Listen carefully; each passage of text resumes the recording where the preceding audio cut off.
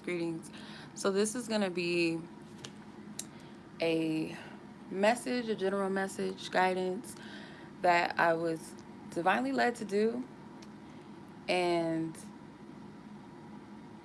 share a little bit of my experience with the Auset and Osiris energy, which in Greek terms would be Isis and Osiris.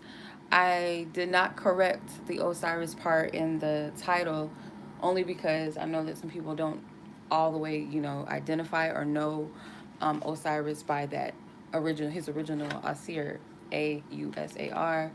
Um, some people don't even, refer to Isis as Aset as well, but um, before the colonizer change and shift, Egypt and all of that is not even its original name. But long story short, I'm going to, before I do any type of readings, hey sis, before I do any type of pulling any cards, because I am going to do that, Spirit wants me to kind of go into the message, the guidance, the channeling. I have notes and all of that, so I will refer to my notes and I might get more as I go along. So, a lot of you, I feel like, that are meant to receive this message or is going to resonate with it, whatever time, you guys already resonate with the dynamic of Aset and Asir, aka Isis Osiris energy, their story. It's, a lot of people that are, that refer to themselves maybe as twin flames or like the soulmate energies resonate with that story, or just one of the other, the god or the goddess, either or. So, um, this message is meant for you, and I'm going to say and tell you why I kind of came full circle. And shout out to one of my sisters. Um, she had did a reading for me, and she revealed something, and it just clicked, just kind of clicked as to why I was always drawn to the story of Isis and Osiris was, revealed to me. So, long story short, when I really started tapping into like my, spiritual journey, my path, and things like that, the story of Isis and Osiris always resonated with me, always stood out to me for a reason. And I used to do certain readings and spreads based off of working with their energy. So I had experiences where I've did a lot of healing work with both of them. I did a lot of inner healings and stuff like that, feminine energy healing and childhood healings with Isis energy. Um, this was probably back in like 2015, maybe. Fast forward into now, the whole reason that, and only apply this, I have to say this, because my story is not everybody's story. Some of it might resonate, some of it may not resonate, obviously, but you can apply what resonates with you. The template of them, basically, just the story that we all know is Osiris's and Isis's jealous brother Set um, murders Osiris, and Isis is um, searching for her husband's body. When she does discover his body, she's there's two different variations of, like, not even two, there's like multiple variations of the story. One says that she saved his body so that she can bring him back to life because she had the power and the ability to do that. She was a high priestess. She was a powerful manifester, sorceress.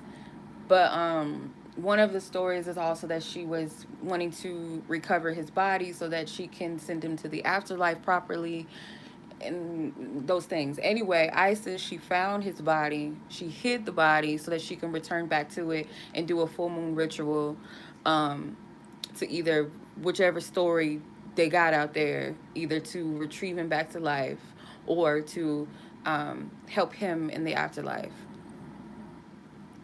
So Set finds out that his body's retrieved. He's upset, and he goes ahead and decides to chop his Osiris's body into 14 pieces. And I want y'all to hold on to that number because that number 14, number 5 comes out a lot for me, but it might resonate with you as well. That number, I want you to hold on to that if that resonates. Anyway, he scatters his body. Think his body was scattered as far as in Ethiopia. And Isis, she turns into this, her being upset. I said being upset, okay? Yeah, he takes his penis. The penis is the only thing that's missing off of his body. Isis has to retrieve all of his pieces. She turns into this big bird. Um, she finds everything, of course, but the phallus, and she performs this ritual during the full moon with her sister. I think it was, um, I think it's Tahuti, if I'm not mistaken. Can't remember everybody that was present, but she was, doing the spiritual work, and she was able to. It was a pregnancy. Depending on which story you read, one of them says that they were able to make love, and he was able to give her a baby before he, went to the underworld. And other stories will tell you that Isis had to create a phallus during the ritual in order to get pregnant or something like that. Depending, either way it goes, she conceives Horus, which is their son. And Horus later on in the story defeats his uncle Set and kills him, basically. Anyway, so any of you that resonate with this, the template of Isis and Osiris' story is shattered, broken, fragmented. And you got to be careful with this too. I want to just say this. I don't take this lightly. Um, a lot of us have, parts of ourselves that is not fully whole. There was points and times where maybe you were very fragmented within yourself, very broken, very wounded within yourself. And what I find is that there's a lot of men that are broken. Not to single anybody out, but specifically black men. I'll say that mainly in the Americas too, the U.S.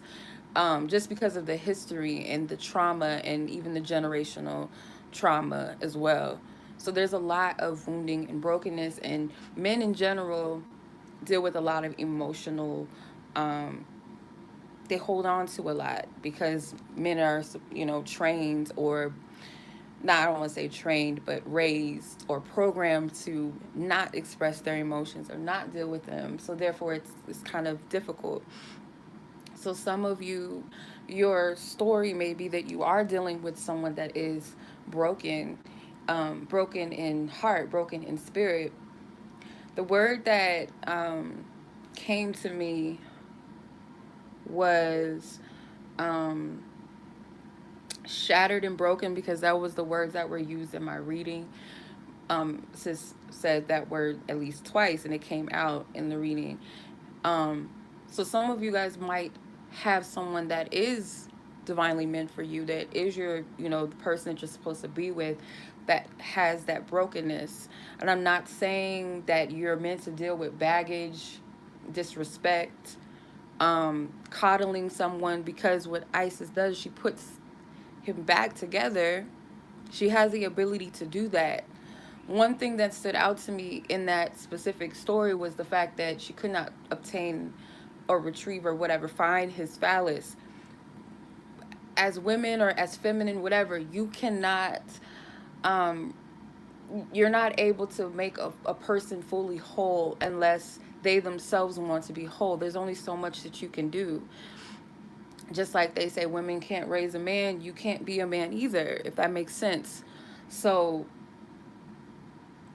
some of you, like I said, if you resonate with this person that you might have a divine connection with, or that might come into your life, they're not going to be picture perfect. Spirit revealed this to me like ahead of time before I even got that reading, that might be something that I was prepared to deal with or have to prepare to deal with, just revealing different words and different messages to me.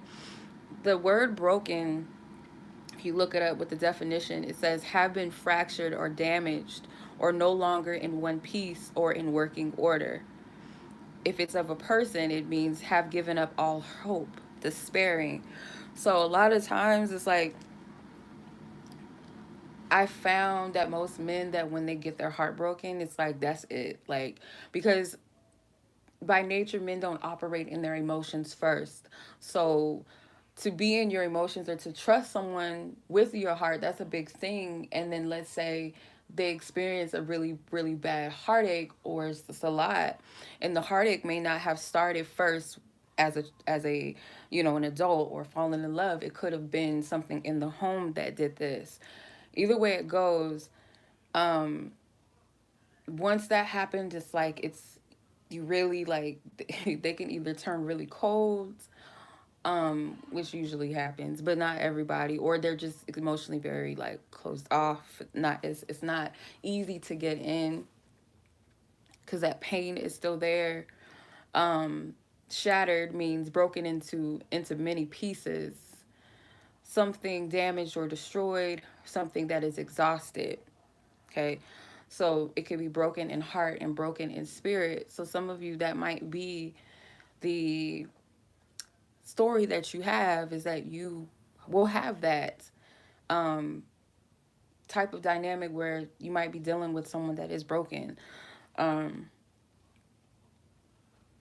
so I was looking up different things. Like Spirit was leading me to look at different articles and stuff like that of experiences that men have when they deal with brokenness. And like I said, it's not just always due to romance. Sometimes it's life experience, sometimes it's upbringing, those types of things. um in one of the articles, it explains for specifically an emotionally broken man, his life has either been full of abuse, criticism, or manipulation from others. um this makes him think that everyone is doing the same, and he doesn't know how it feels or how it looks like to be loved for who he is. Thus, he's likely going to have a twisted response to your affection, responded by giving more affection and love. Okay, so in turn, you have to be careful with this too, on the opposite end of dealing with this, because sometimes we too can be wounded and broken in certain ways. And if you attract these type of connections, you got to discern whether it's a a divinely connected union or connection, or is it something that's a trauma bond. You can have trauma bonds in a divine connection, but that's where you got to have the boundaries as far as that goes. But you have to be very mindful of you're not responding by over giving and being overly affectionate, because it becomes a crutch to the other person, or it can push them away even further, if that makes sense. Um, and then the signs of a broken man, I've also documented that too. Signs of a broken man is he's not confident, could be not confident in certain areas of life. Doesn't have to be that they're completely lacking in confidence, but there's some type of lack of confidence there, pushes you away, might not open up. Okay. So I want to be clear again that these types of people, they don't hold you accountable for their brokenness. When you're dealing with people that are like energy vampires, or people that are wounded or narcissistic, they hold you accountable, they hold you responsible, they blame you for their problems, they make excuses for their problems. Usually people like this, they'll retreat from you most of the time. So it's like they don't want to spill the wounds on you. That's the discernment that Spirit is saying. And for some of you, it might be that occasionally this person does kind of hold you accountable, but you have to discern the type of person or energy you're dealing with. The other sign is that they're overly defensive or sensitive. They're uncomfortable with affections. They self sabotage. They can go quiet, run soon as emotions start to develop within them, tries to control the connection, not comfortable with vulnerability, doesn't like to share their problems, seemingly has it together, overly driven, or their life is scripted. They shut down, they have a no second chance mentality, cautious and slow to trust, struggles to let things go, and may give up on things easily, is a sign of brokenness, um, according to this. But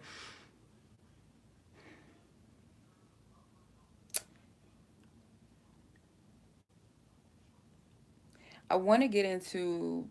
I'm gonna jump off of the whole Isis and Osiris thing. Greetings.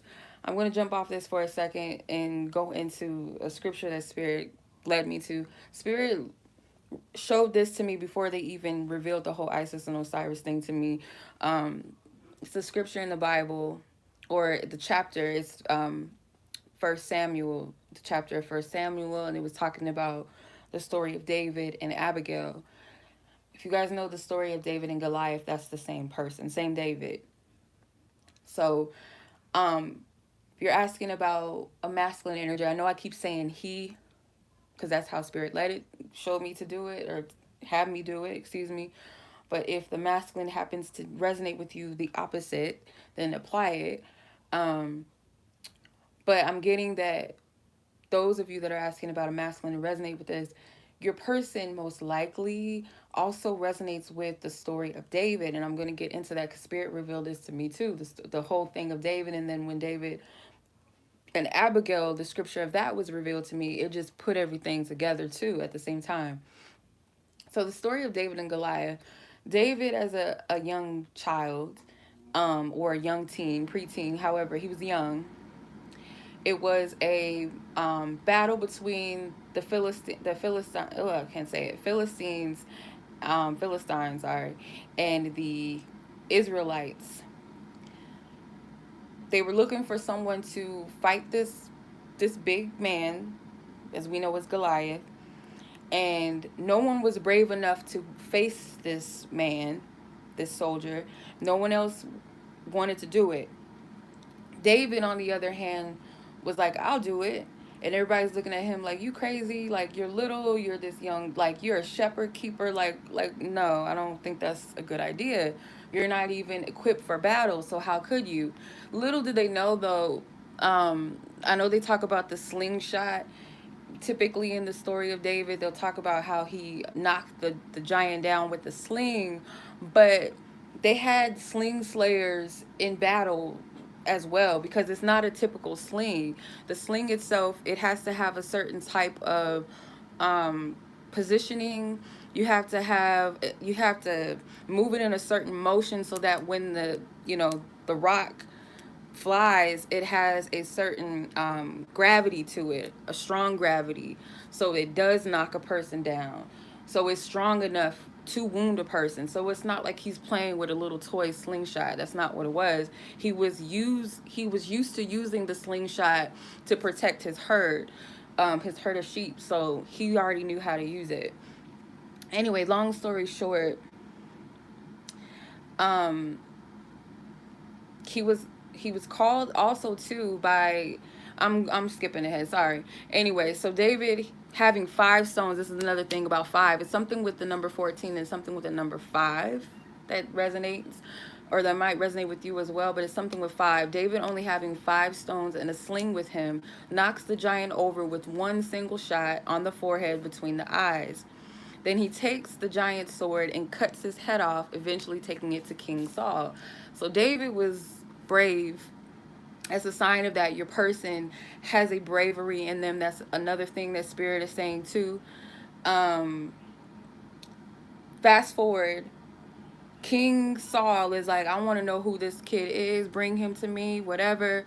David bringing the head of the giant, just badass and bold, a young person, bold. No one else wanted to face this giant but David. He had the bravery in him and everybody counted him out. Your person might be someone that people count out at times or look at as not like, equipped or in a certain position, or they're not, what's the right word I'm looking for?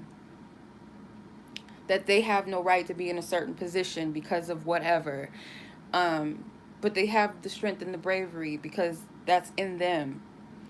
So just the very act of what David did scared the rest of the Philistines off. Like they ran, everybody ran. Like, oh no, like, and it was by the strength of God on top of that. So it wasn't just the sling. It was by that, because he showed up with a sling, and then I'm standing before this big tall giant man with a sword, and then I'm little and this is all I got. Yeah, it was only by the strength of God. I'm going to read that scripture real quick. So David, the giant says to David, "Am I a dog that you come at me with sticks?" And he curses David by his gods. And then he told David to come forth. He said, "And I'll give your flesh to the birds of the air and the beasts of the field." David saying back to him, "You come against me with the sword and the spear, but I come against you in the name of the Lord Almighty, the name of the armies of Israel, whom you have defied." And then it says, "This day the Lord will hand you over to me, and I'll strike you down and cut off your head." So he declared that. And it was only out of the power and the strength of the Almighty, Divine, Most High God within him that he was able to defeat this giant. So that's the power. It's a inner power. So another thing too, I heard the word anointing as well. So David is anointed by King Saul. He promises him that God one day will make you the king, blah, blah, blah. And it took years for David to reach that place of king status. It didn't happen overnight. So at that time, he was a young person. And that's another thing, too. Like, your person is developing, and it's not an overnight process. Yeah. I know she's going to correct me because I'm like, kind of, that sound illiterate. Anyway, yes, David was anointed by God, but Saul being the one to call it out and say that I see a promising of God one day making you king. So,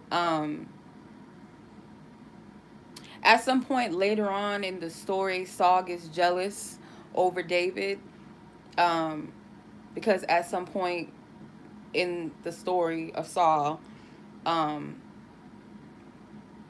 the grace of God is not on him. So he has this hidden jealousy surrounding David, and he banishes him out of the land. Fast forward now, and I'm getting into the story of David and Abigail, where David and his people um, go to Abigail and her husband. At the time, she had a husband. Her husband was very evil. He was very wicked. He was a mean person. He was not loving, not welcoming. When David and his people came to him, so here comes the kind of the Isis and Osiris type of dynamic between Abigail and David that Spirit revealed to me. Um, and before I get into that, I just want to say again, your person, they are anointed for a greater calling and authority. You heard how David spoke authority over that giant in the name of the Most High. So your person has that ability in all things. They also have a willingness and a capability to face heavy life challenges as well. They also have patience and perseverance in them. Some of them have divine obedience to their divine calling. Some of them, maybe right now, do not. Some of them may not be in alignment with their divine calling. Some of them might be running from that, whether it's their own purpose, whether it's whatever the connection is, that could be part of it. They also might experience a lot of jealousy from people close to them, specifically maybe betrayal from brothers, like brotherhood. That's what I'm hearing. That's the word I heard. It doesn't have to be in general like a whole group of them, but there's that there, or they've experienced that in their past. So jumping back up to David and Abigail, um, she saw she saw the anointing in that potential in David. She didn't know anything about him being to be king, to be anointed by God to become king. She didn't see any of that. She spoke life into him. She declared blessings over him. Even though he was already, like I said, anointed to be king, but he wasn't rich. He wasn't living the life of what we perceive a king should be. So he wasn't rich at that point. He wasn't in that title. He wasn't living that life of a king yet. So either way it goes, um, she saw that in him and she spoke life into him. And I want to say this too. It doesn't always have to be that you do it blatantly, um, overt way of like speaking to this person. Sometimes it's just praying for them. Sometimes it's you already know within your heart who this person is and who they are to become. So it's there's already that there. It doesn't have to be necessary that you're doing it to them. It could be just your very presence alone that brings life over to this person. But like I said, um, just depends on your situation. Fast forward, Abigail's husband dies, the mean husband, the wicked one. He passes away, and David asks for her hand in marriage. Later on, eventually in the story, David does become king. Um, from my understanding, it took around 15 years for him to even, from being banished, at least, from being banished by King Saul to even reach that place of sitting as a king. So it took him some time to get there. Um, yeah, so your person has the capability to, they have the patience and the perseverance. This person's not the type to rush their journey, I feel like. They also, with the giant, spirit also revealed this to me, that the giant represents major life obstacles, and it shows their ability and their power to overcome those major life obstacles or life occurrences that happen. um yeah, and also showing how most of the time God will call those that most people count out, don't think that it is a capable or the picture perfect person or spokesperson to stand before people, or certain things. People look at them like, oh, well, no, because you've been in jail before, you've been in prison, or oh, you are a prostitute, that you can't be called or chosen. And that's a straight lie. That's not true. Okay. All right. And another thing that came to me as well is the story of King Arthur. King Arthur also has many variations of what happened and what went down. But Spirit, I guess, spoke to the inner child in me. The movie, this is one of my favorite movies. The Sword and the Stone was, when I was little, one of my favorite movies. um the Sword and the Stone, basically the story of King Arthur. He, if you look at it not in the Disney version, but if you also look in the mythical story of King Arthur, his mother was raped. So King Arthur was a product of that, and basically his mother did not want him. And that might be somebody's story, specifically like your person's story. uh that ting somebody, my bad. But it doesn't have to be that. It can also be just neglect. Sometimes mothers don't, it's because, okay, I'll say this, I'm getting too many different things at once. Some of you, it's because of the fact that there wasn't a father in the home, and the mother might have had to play the mom and the father, so that nurturing probably wasn't always there. So that was some type of feeling of not having that nurturing, that motherly love that was needed. But anyway, long story short, King Arthur is adopted. He's taken in the movie. He's taken in by his uncle. And some other stories, they say Merlin took him in. Either way, he was taken in. The person that had raped his mother was actually a king. So Arthur, not knowing his birthright, not knowing that he was or destined to be a king, not knowing that he was born a prince, basically. Um, yeah, he didn't know that about himself. So that might resonate with you as well, for your person not knowing their value, not knowing what their anointing is, their purpose fully is, not fully walking in it, not knowing who they are because of their environment. Um, long story short, the Sword and the Stone, all of the men in the land, all of the knights, all of that, none of them, the toughest, the buffest, whatever, none of them could pull that sword out of that stone, because it wasn't destined for them. It wasn't ordained for them. The only person that could pull that sword out of the stone was this small little child. He was the only one that could do it with no problem, no resistance, no strong pull. He could just do it because he was destined to be the king. So he was able to pull the Excalibur. So long story short, that's your person's story. Again, they all tie in together. Like in some ways, kind of ties in. Um, Isis and Osiris, her putting the pieces of him back together as much as she could. Because in this book, I'm going to show you too. I just got this deck, by the way. I've been waiting on it. It's the Kemetic Tarot deck. And in this book, they go into the stories of each god and each goddess. And there was a part in the book, it hurt my heart when I read it. It hurt just to imagine, because you got to think about it. Like, the love of your life, this was her husband, and finding out that they were murdered. And not only that, by their brother. And that's another thing, too. They also depict Isis and Osiris as also being brother and sister. Some of them say that they were twin brothers and twin sister. It just depends on what you're reading, but either way it goes, it's like it's very painful. So it says the tale of Auser and Auset is one of the greatest tragic love stories ever written.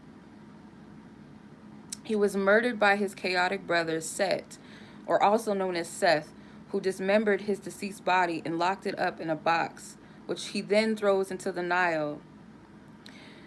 Isis, being devoted and long-suffering sister wife, she searched the world grieving for her lost husband and gathering together the pieces of his body.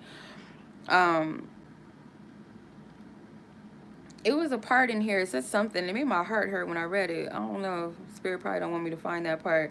But it was saying like she was crying out. Like, it was just, I don't know. I could just imagine.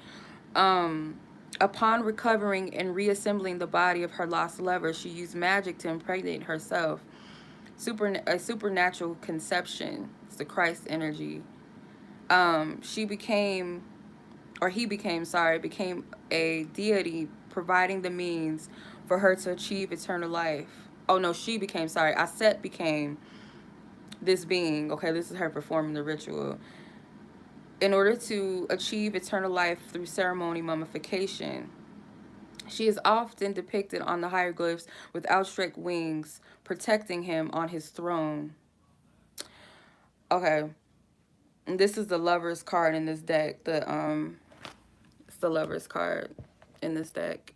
Why he look like Tupac though? Anyway, yeah, your person. I heard "All Eyes on Me" just now by Tupac. So that your person might be someone that a lot of people have their eyes on and watch or know or whatever the case may be. But her putting him back together and doing the work, doing the rituals and all of that, it goes back a little bit again to Abigail speaking life over David in his calling and all of that. But it also shows devotion. So this is not easy. Like, you're dealing with somebody that is broken, shattered. It's not an easy thing. You're not doing it. That's another thing too. They showed you that I said she wasn't doing that by herself. She wasn't creating and doing the work. She was a powerful sorceress. Don't get me wrong, like, she was powerful, but she had divine help with her to do this. And some of you might be guided and led to pray for your person, and we should always pray for our loved ones regardless. Um, Pray for them if you're guided to do certain things for them. I don't believe in tampering with people's free will and doing spells on them and all that stuff. Um, Light a candle for somebody, protection and all of that. I don't see anything wrong as long as we're divinely led. And sometimes I have to ask spirit, double check, like, are you sure it's okay for me to do this? And a lot of times I'll tell my friends, like, hey, I felt led to do this for you or to light a candle for you. Do you mind? Um, because I don't want to overstep my boundaries.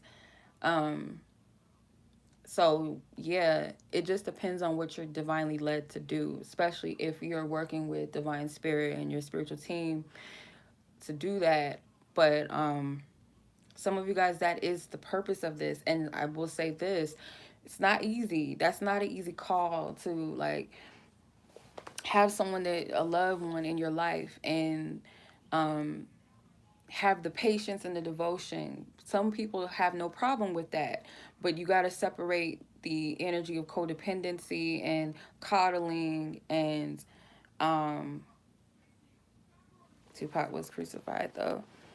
Made me think of Machiavelli. Didn't he fake his death or something like that? But it's like immortalized energy, like resilience. Basically, that's what I want to say. Resilience. That you fall 10 times and you get up. You still have the ability to get up and still have strength within you. So, long story short, anyway, I'm all over the place with this.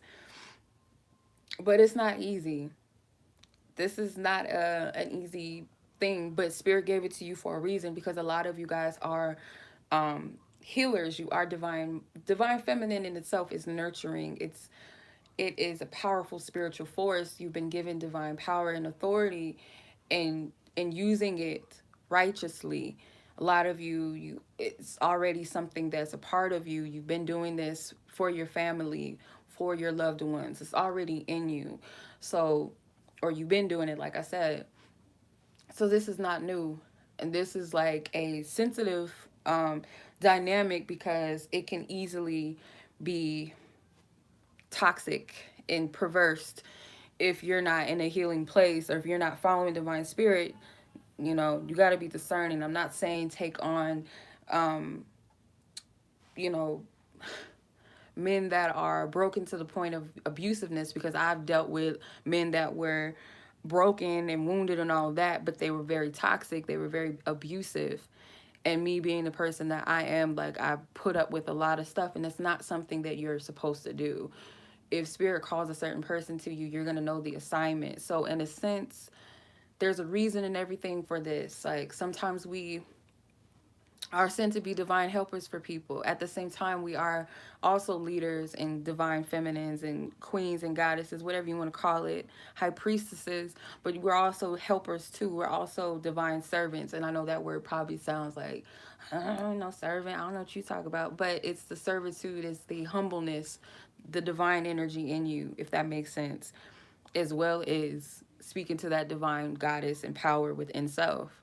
There's nothing wrong with humility. There's nothing wrong with being nurturing and loving, selfless. So back to the whole thing before we even pull cards, if that resonates, because I feel like I was all over the place, but if it did justice, y'all get it. Um, divine authority, divine authority. So birthright, how I was saying, one that doesn't know their divine birthright or power, their divine authority, aka God's power within self. The only time that this is something that we struggle with is when we don't have awareness of like who we really are, what our purpose is in this, life, what our divine calling is, and who we are in spirit. So divine authority is just like I said, it's God's power within self. It comes from walking in divine will and purpose. That it's knowing who God is in your life. I can't tell you what God means to you. That name, it can either trigger a person or it can empower a person. It just depends on how you perceive it, because we've been brainwashed to think of the higher power as a source of control and suffering and all of that. And that's not the case. But you have to know who God is in your own life, where you are within Christ or Christ energy, Christ consciousness, what your divine inheritance that has been promised to you as well, knowledge of what divine authority actually means. The way to this is always in the heart chakra. This is selflessness. This is the divine obedience to your spiritual self, your higher self, your divine calling, the Most High. False authority, however, is rooted in egotistic energy, egotism. So, oh man, it was a thing back in, like, when people started getting into, like, and I'll speak for, I guess I'll say this, like the black conscious community. Oh, I'm the man, I'm God stuff. And in a sense, yes, but the way that it was being walked in, and like the way it was channeled, it was very egoic. It was very like, it was toxic. It's not to boost your head up in that way. It's not that. Like, confidence and confidence is two different types of energies. Fanatical, yes. Fantastical, fanatical. It was just doing too much. So our ability to walk in our divine authority is measured by how much authority we give God in our lives, meaning how much authority do we give to our higher selves in our lives, or how much do we walk in our ego. It's all about that. So how much responsibility? It's like a little kid. So as a child, let's say this, your parents will give you certain chores, And then based off of how much you can handle, based off of that as well, maybe your allowance is also tied into how much chores you can actually handle. Same thing. So if I can I entrust in you this power, this ability, because you got the power not only to cast out demons out of people, out of yourself, but you have the ability to have dominion over all energies and things around you. You have the power to heal, all of that. Are you going to use that energy for good, or are you going to use it for bad? Because there's people out here with spiritual gifts, and people say, like, think that just because somebody is wicked that they can't be a powerhouse. It's not true. We all have gifts. It's all about how we walk in our divine power and our wisdom. It's a responsibility that comes with that. So it also, divine authority also instructs us and lights our path. That's another thing too. So if that makes sense. So I looked up the definition of power just to get right into it. Actually, no. This was from it was actually a Christian reference, and it actually stood out to me, so I used it.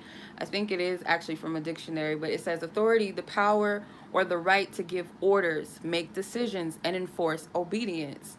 Authority is the rightful, actual, and impeded power to act or to possess control, use or dispose of something or somebody.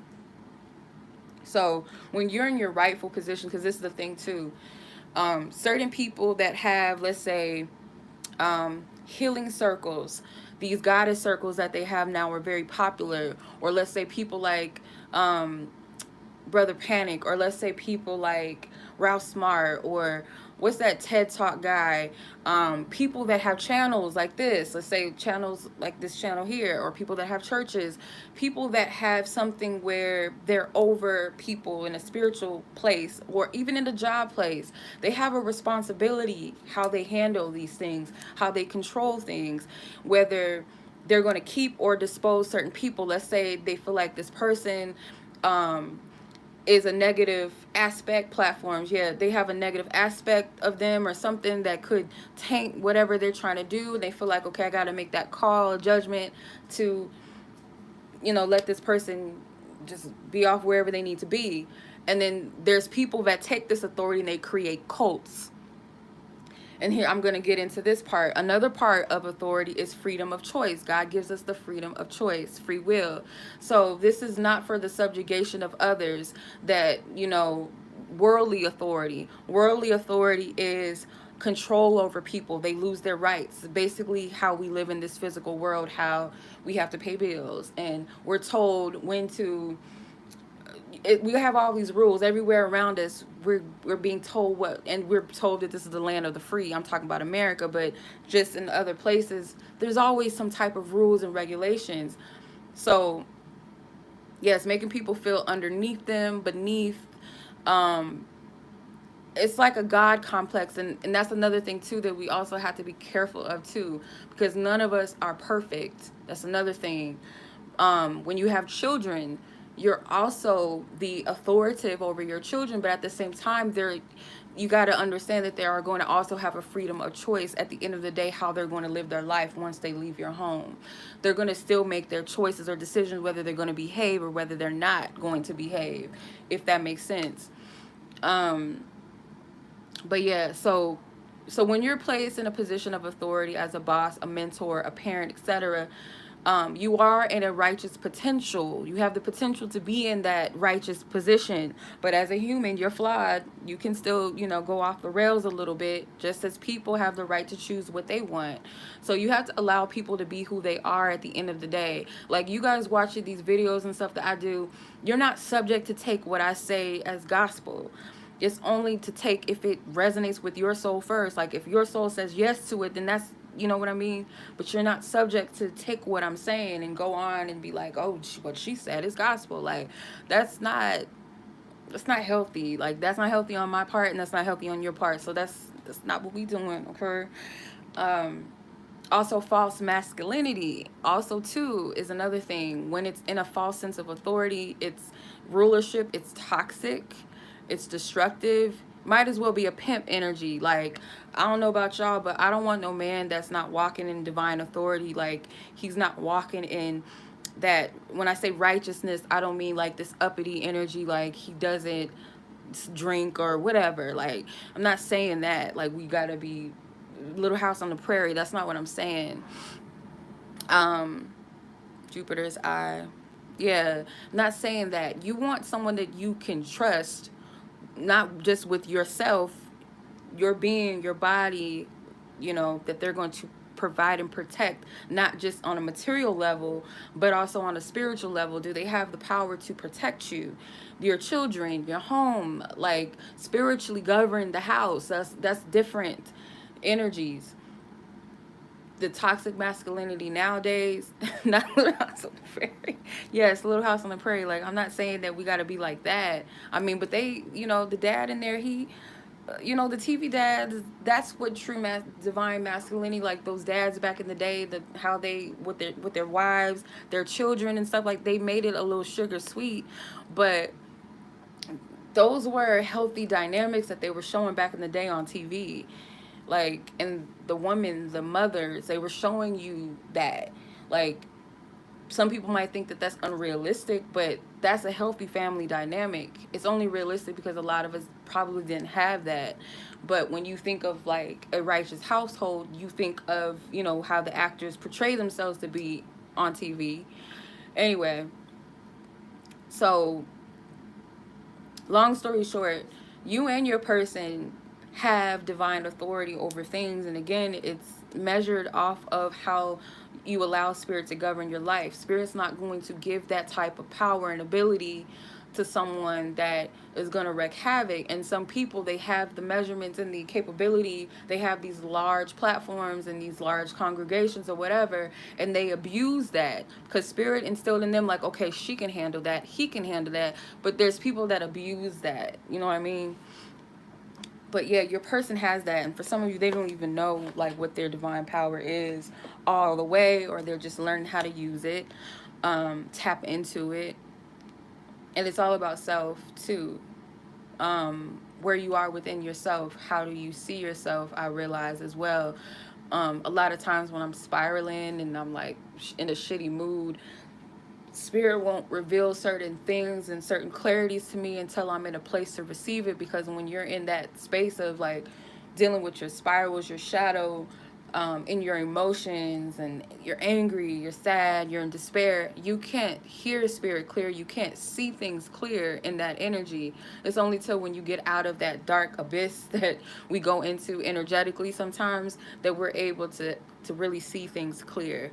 So all of these things, all of these downloads, they come in, it's kind of like a domino effect. You're not going to get the whole big picture at once. It's not going to just fall onto your lap at once. Spirit might tell you, hey, this person and you guys have an assignment together, and then spirit might not say what it is exactly yet until you get to a certain space. Same goes for the person.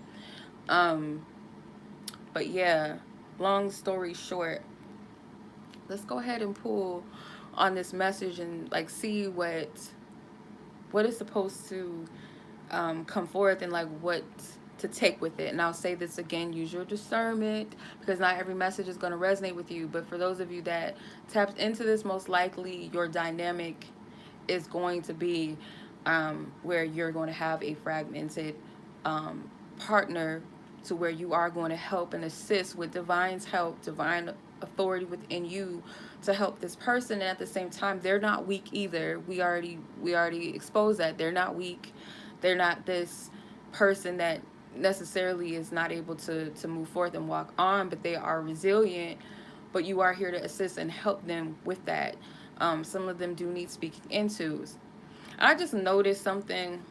You see how he got, I know that means something more, more royal, more regal, but I just noticed how his he's crossing, he's like kind of covering his heart a little bit. It's kind of like, I don't know why I got that, but that just stood out to me. Yeah, not on no codependency exactly. It's not spirit saying like, oh, but I love him and he gonna get better. Like, we don't condone the fuckery. That's not what we doing. That's not what we saying, okay? Like, spirit is not saying that. They just don't want you to feed into it. You got to take divine instructions. A lot of times you are going to be probably, praying for this person. I don't know, light a candle. I don't know, like, say, spirit, I just put my hands up. I can't deal with this person right now. I don't know what you're going to do. It's got to be you. Like, sometimes it might have to be that. Okay, so I'm going to pull some cards.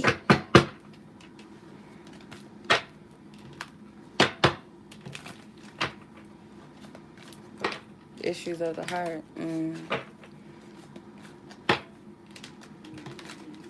Holy Spirit, what do you want those who are meant to receive this message, however they are divinely meant to receive it? What do you want them to take out of this message?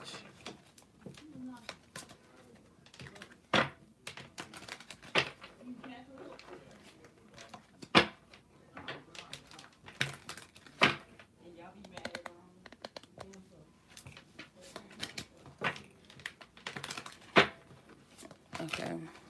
What is the message? Doo-doo. Oh, yeah, that number 14. What spirit revealed something to me about that? I got to find it. Again, I think I took notes on it. Number 14 has been kind of stalking me. Hey. It's been stalking me. Number 14, number 5. I seen 104 today on a building that I was in. What is it? Where is it at? I know we talked about how Osiris's body, they can only find the 14 pieces of his body, which is 5. And the tarot book of this deck, they mentioned number 14, and I don't remember what it was. But I looked up the significance of number 14. What stood out to me is the symbol of salvation and rescue. It says Jesus finished his life in flesh on the 14th day of the month. Number 14 is double of God's power and completion. What does number 5 mean? It means directly linked to God's grace, mercy, and favor. The grace of God is described as an unmerited favor that comes as a result of God's love. That's selflessness. That's unconditional love. It's something that you can't measure. Something that it goes beyond romance. It goes beyond sex. It goes beyond attraction. It goes beyond anything that we can put into a label or into a box. And that's what divine love is. When we talk about divine love, it's just an immense love. We can't even explain it. So you have the 10 of Wands, the 3 of Cups, which is Ankhs in this deck, and the Ace of Wands. So yeah, obviously with the 10 of Wands, you can see, and it's, I think, scepters in this deck. As you can see, this represents a burden. Someone that's carrying a heavy weight, a heavy burden. But with that sun in the back, and they talk about this sun, the son of Ra, they talk about it in this deck as well, the significance of it, its brilliance, its divinity, its healing power, its God power, still shedding upon this person. I'm telling you, your person has been through some heavy stuff in life. They might still be carrying those energies. So you have the Ace of Wands here, which also carries that divine power. If I'm not mistaken, this is Amun-Ra in this deck. I'm going to look it up real quick because I want to know. Let me see.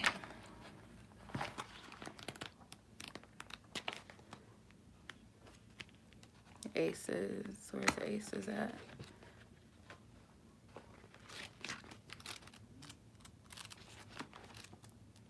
Did they go backwards? Okay, they got the warriors, the queens, the kings. There we are. The aces.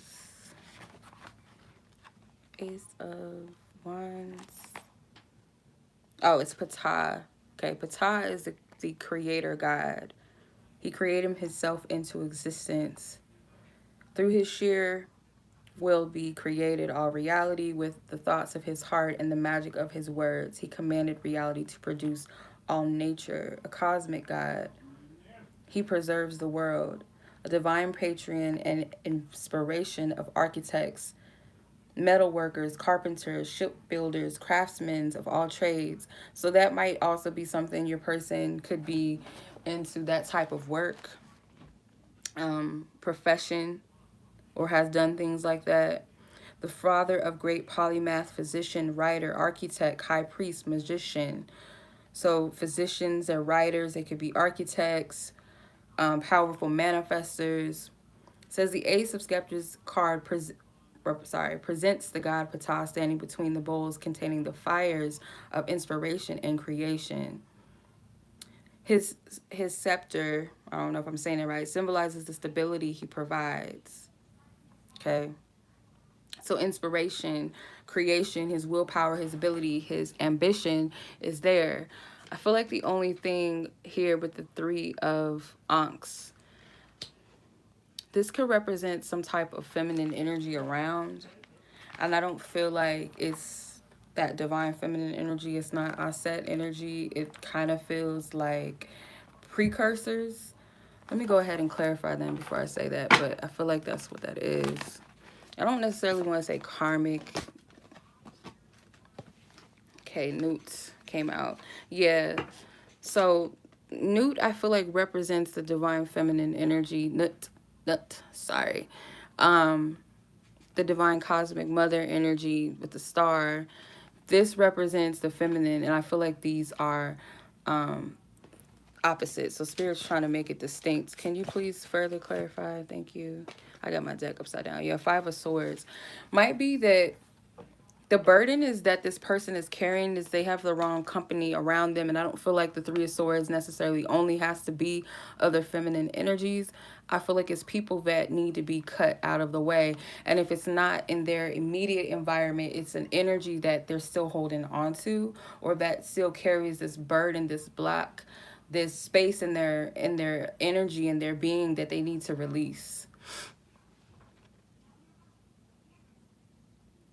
And I just noticed she's holding a butterfly. In this deck, they depict the butterfly as human life.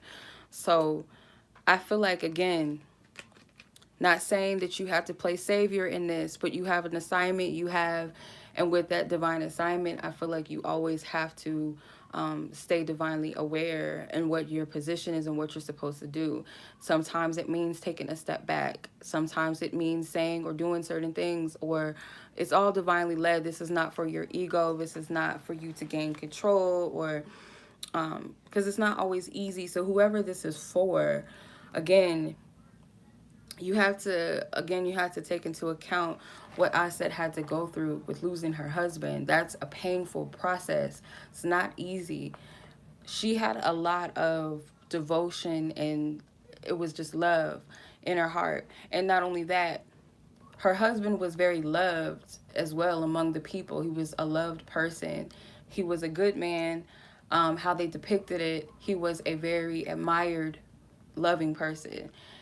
Set representing our shadow self, the dark side of self, representing the lower vibrational energy. But in this case, he was the antagonist in the story. He had hatred and jealousy towards his brother, and he also wanted to corrupt Egypt as well. That's not something that Osiris, that's not something that he was about. Like, that's not what his energy was. Isis also was very loving and very mothering, very nurturing, but she was also very powerful. So she was nothing to play with. Although she didn't take matters into her own hands, her son ended up doing that. But again,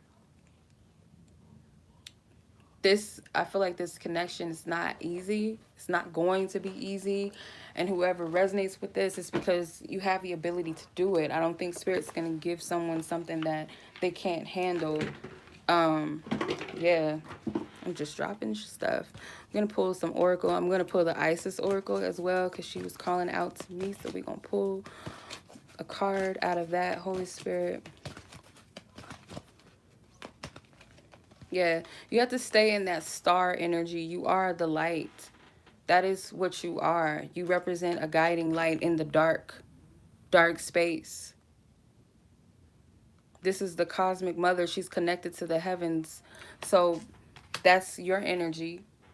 So you have Sacred Journey that came out, number 11. Then you have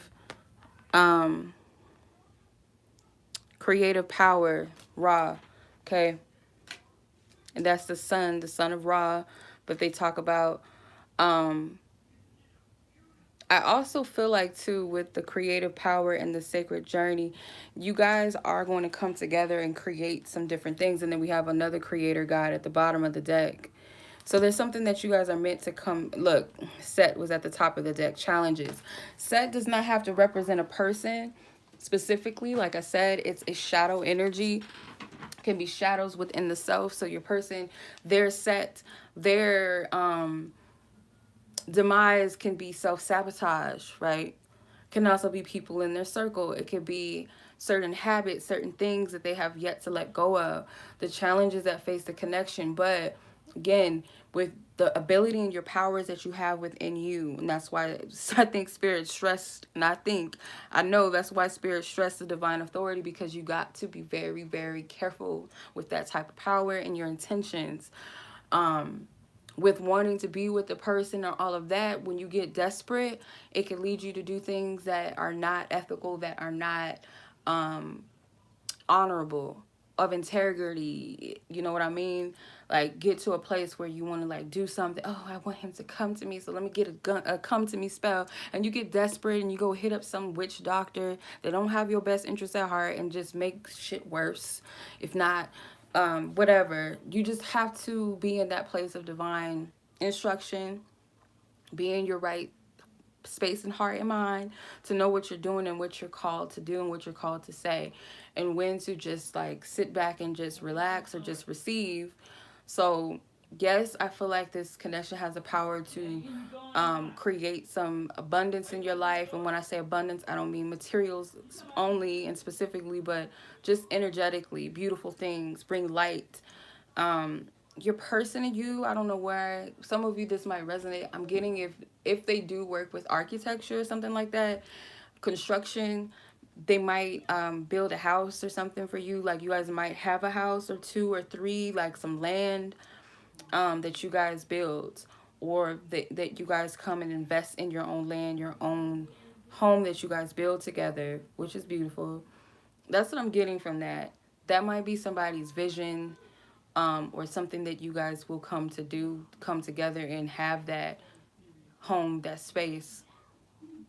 There's a lot of yellows and oranges and purples, and I feel like that represents somebody creating, manifesting, but also with the psychic mind. It's a vision that you have or your person has, or you both share this vision, and might be it might manifest differently or within you. Let me say this, that doesn't make sense.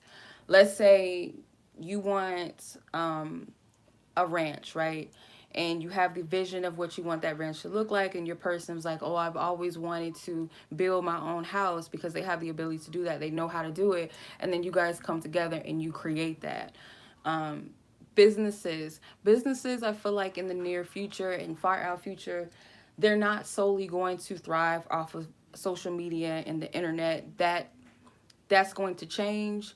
So a lot of this is going to be hands on. Um, a lot of it is going to be travel involved. A lot of that, um, you guys might not be stationed or live in one place, if that makes sense, depending on what your purpose is, what your journeys are. I'm getting somebody that is a healer, like the Isis energy. I said, excuse me, Mama energy, divine feminine energy.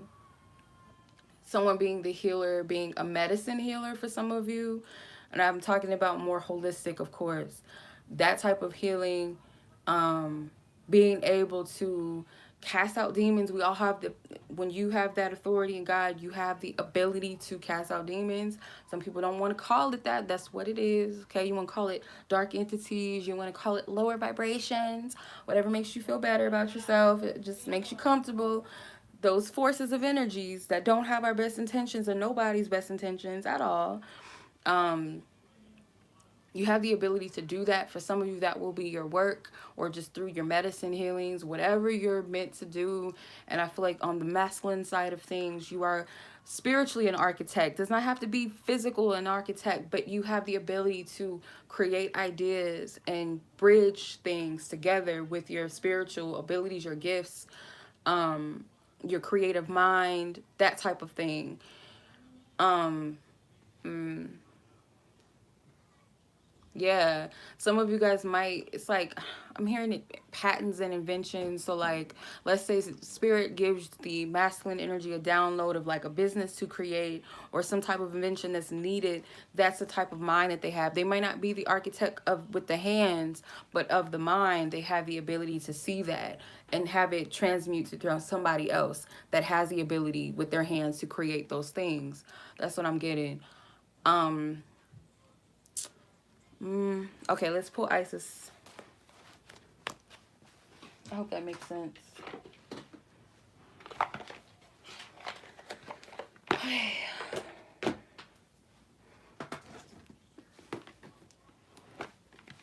Goodness gracious. And I might have to read off the book. So I have to slow down a little bit because I'll sound crazy. Okay, mama. I said, what is your guidance? What's your guidance?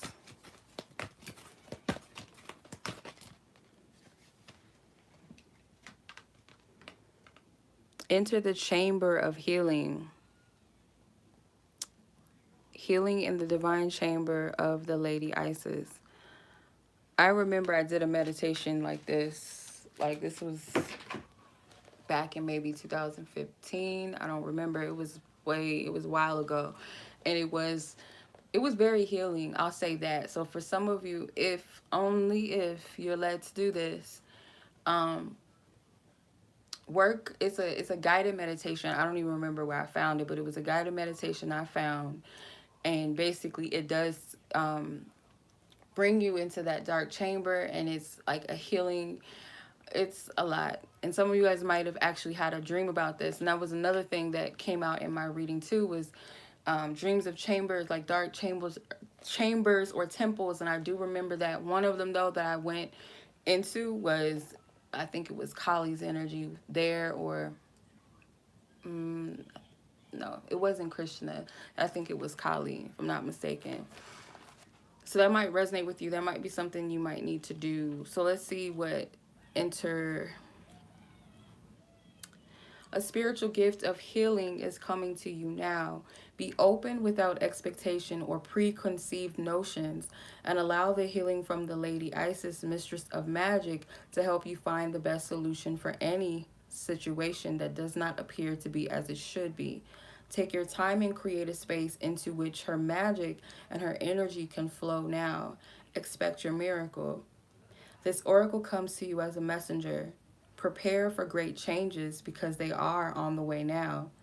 When the divine Lady Isis offers you a healing gift of magic, it is something to accept as a gift of unconditional love with open arms.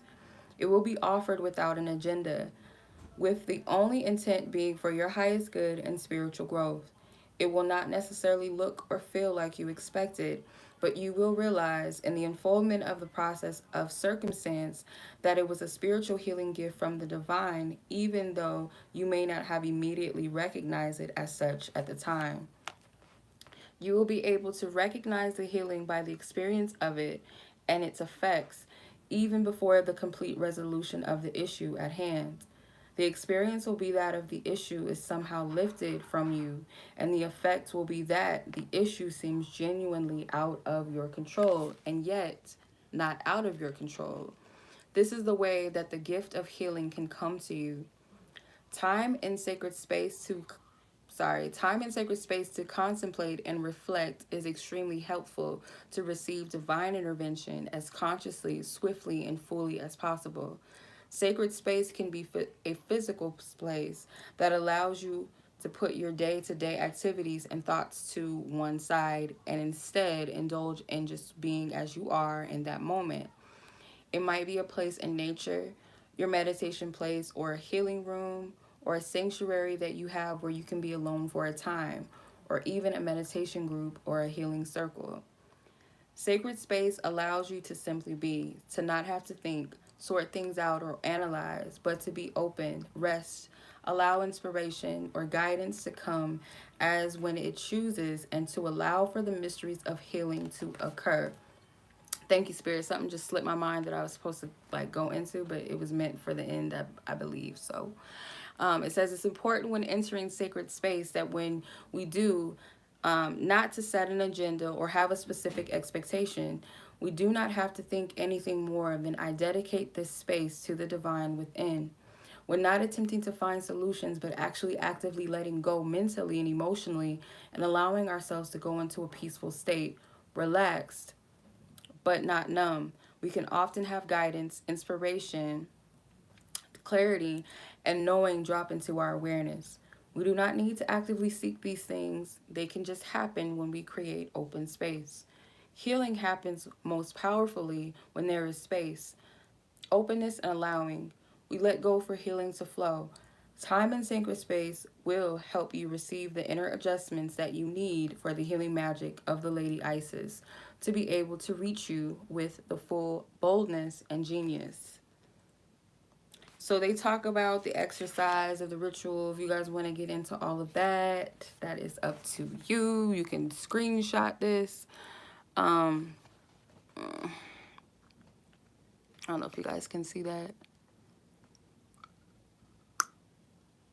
If you guys want to go on ahead and screenshot that for yourselves and get into all that good stuff if it resonates. But Spirit is saying that you guys might need some healing too, and I feel it's low key it's a divine. I feel like it's a divine initiation into whatever this healing power that you have within you, or that you're being presented or is being further activated, whatever resonates with you wherever you're at on your journey. It feels like a divine initiation. That's just what I get from this. um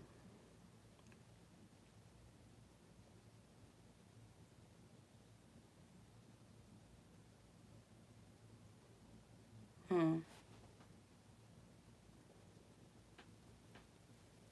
So yeah, I almost slipped. So I'm gonna get into this. I don't even know what I did with that book. I might not even read it. If you so feel led to like listen to this prayer, it's a prayer book that I got a while back. Spirit led me to, and I was like, hey sis, I was like, a prayer book for your husband? Like, God, I ain't got no husband, but Spirit wanted me to read it. Hey sis, all the sisters, greetings. I just like, I don't know about this, but I'm gonna buy it because I feel led to. Let me get over myself. So I went ahead and bought this book. Spirit, oh, you found Proverbs 4:23. I I went through the book because Spirit wanted me to, and it was a part that opened up, and it was the husband purpose prayer. That's what it was called.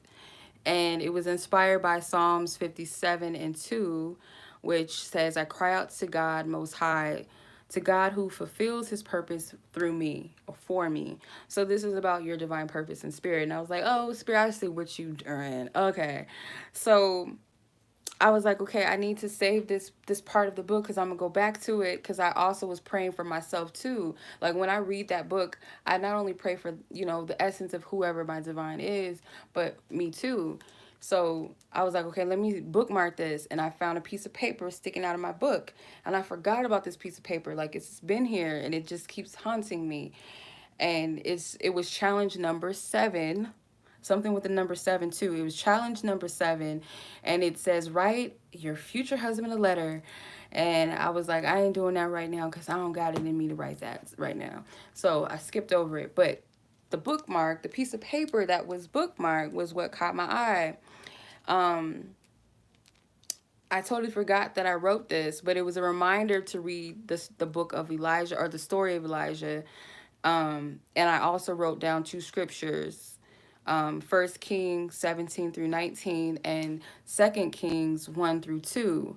So I was like, "Oh, okay, you're bringing me back to this." So the story of Elijah, the prophet Elijah, was that um, just basically the prophet Elijah, he was instructed to depart and hide as there was a drought where he was.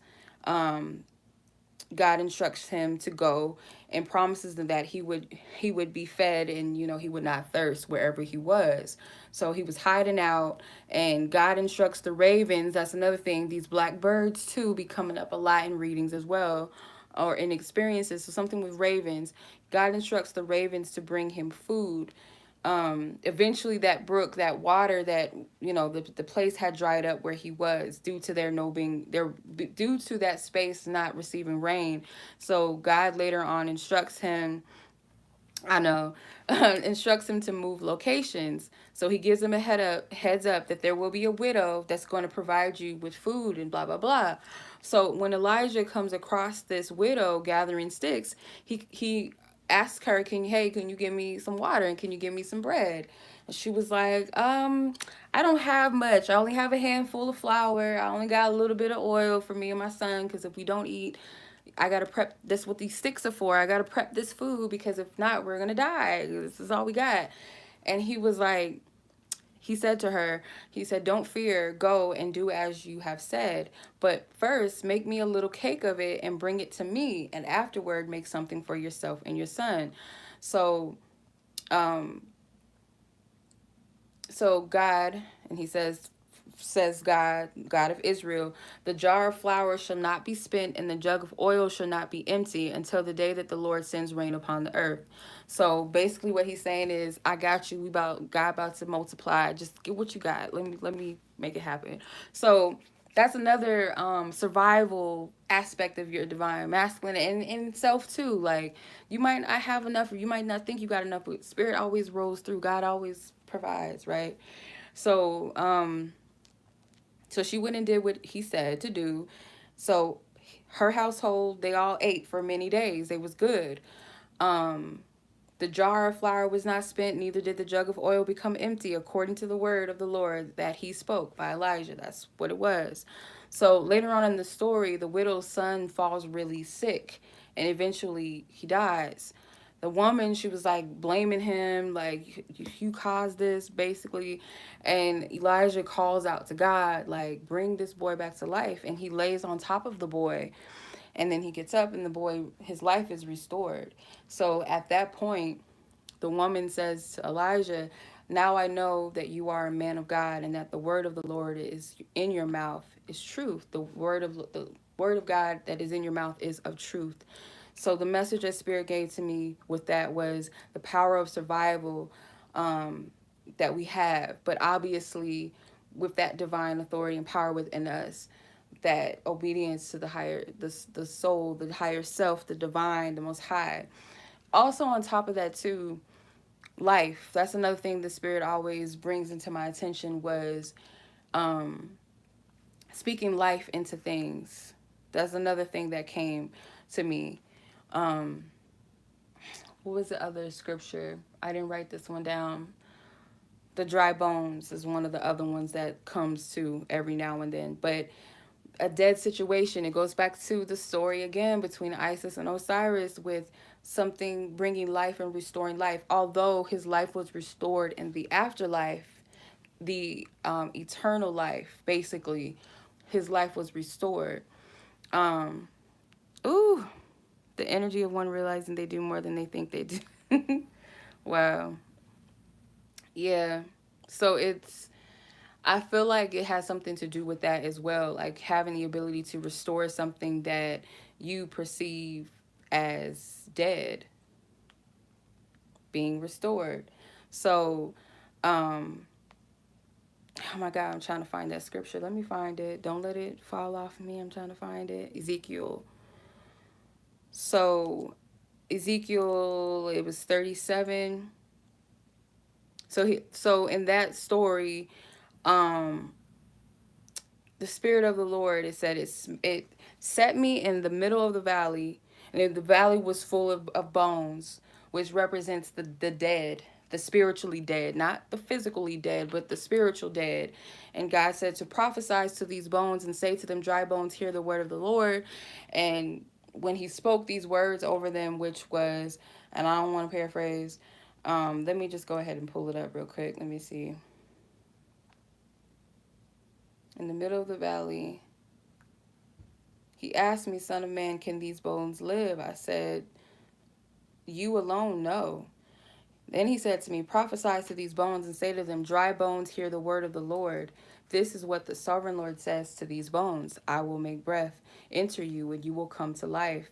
I will attach tendons to you, the broken pieces. Remember, sis, I always talk about you. I don't know if you know, but I was talking about the reading you did for me. That's what inspired this, along with other things the Spirit revealed to me and other, other gifted people messages. It's all full circle, basically. That's what we're getting at. But so it will attach tendons to you, make flesh come upon you and cover you with skin.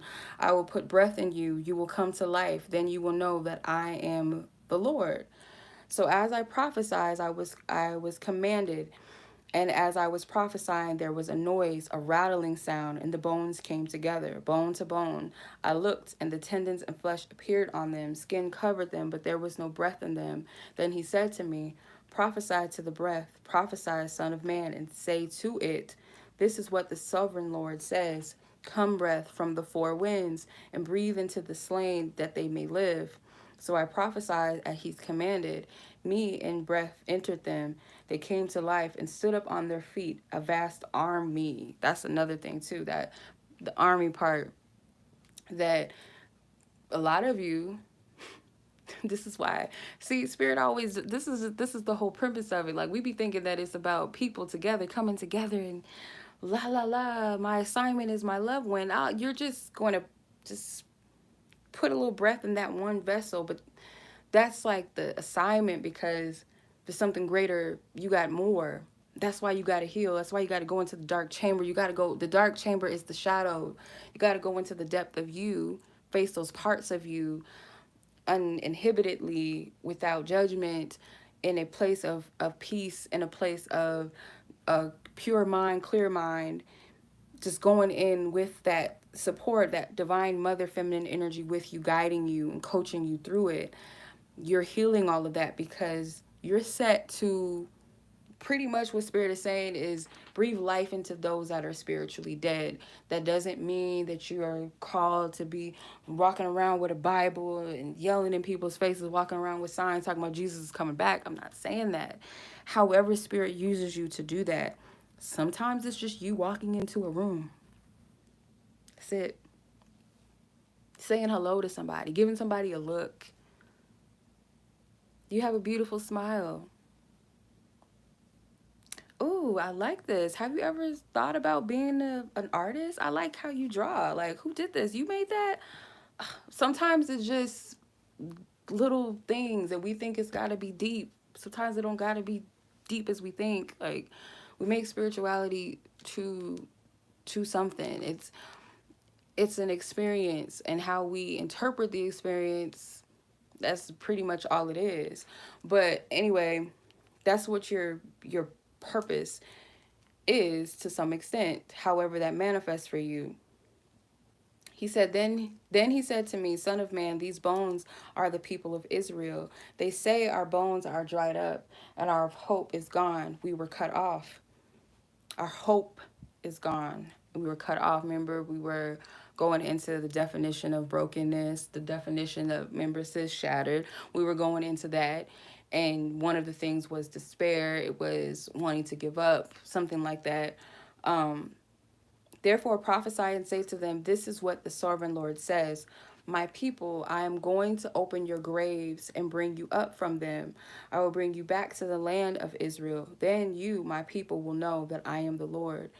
When I open your graves and bring you up from them, I will put my spirit, that divine energy, I will put my spirit in you, and you will live, and I will settle in your own land. Then you will know that the Lord, I have spoken, and I have done it, declares the Lord.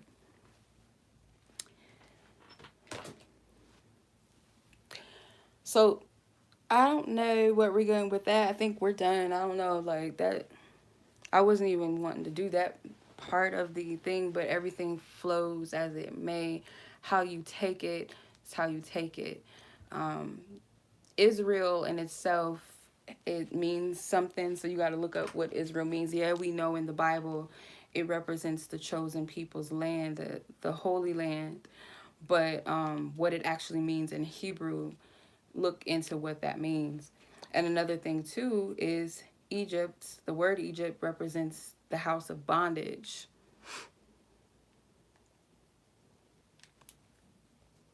Yeah. So, yeah, there's levels to it. And that's why we gotta flow, because like we can really like become confined and restricted and stuck sometimes. And I'll speak for myself.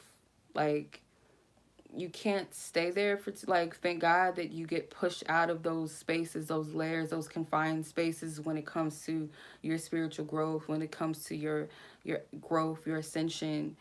um we can become restricted in that. And I feel spiritually what spirit is saying is like, in order to really, as whatever you want to call it, let's call it ascension or even evolution, or to really experience, that's why we have to just be like light as a feather. We have to be open and we have to be free. And sometimes that does, and not sometimes, all the time, it requires you to let go of things that either never served you or things that no longer serve you. Like, don't allow anything to cap you or restrict you. Like, you got to be in a place of lighthearted energy in order to even flow. um just think of the log in the dam. The water is not going to flow in that dam if that log is stuck. So you got to remove that, whatever that heaviness is, whatever that restriction is, in order for that flow to happen, to take place. So that's not always easy to get to, especially when you're used to being in a certain space or you have a certain mindset about things. It's not always the easiest task for some people. I'll speak for me on my like personal, like, it's not always easy to let go of certain things. And that's where the patience, you got to have patience with yourself. Sometimes we don't even got to do it. It's already done. um yeah. Yep, be like the water. That's what he's been coming around with that too. What was I watching? It was a commercial. I think it was a commercial or something. It was on TV. My mom was watching something. I don't know if it was a game, but it was a commercial that came on, and he was on there, and then it had like a little the little quotes, be like the water. And I was like, oh my God. Like, goodness. Yeah, the synchronicities is endless, but that's what I'm getting from this, like, this whole message. Really simple and plain, but it wasn't really simple and plain. I don't even know how long I was on here. Dang, we was on here for almost 2 hours. Oh my God. Anyway, long story short, that's the end of this message. That's the end of this. Yeah, so much love to you guys. I appreciate you. And yeah, only take what applies and whatever speaks to you, and really use your discernment. Don't take what I said just because what I said. I had to take it very, very, very. I had to be very careful what I say on these readings and these lives. He always got. I have to be very, very responsible, and you guys also have to be responsible of the type of content and messages you take in, because yeah, it could be truth for someone else and it could be of good, but sometimes it might not be for you, or it might not be for you at the time. It's, you just gotta be spiritually mature and wise and discerning and careful, because what I said was you're gonna be dealing with a man that is like, it's not gonna be easy because they have emotional wounds, and that's a lot. It's a lot. So we gotta be careful with that, because there's a lot of wounded people, and a lot of wounded people hurt people.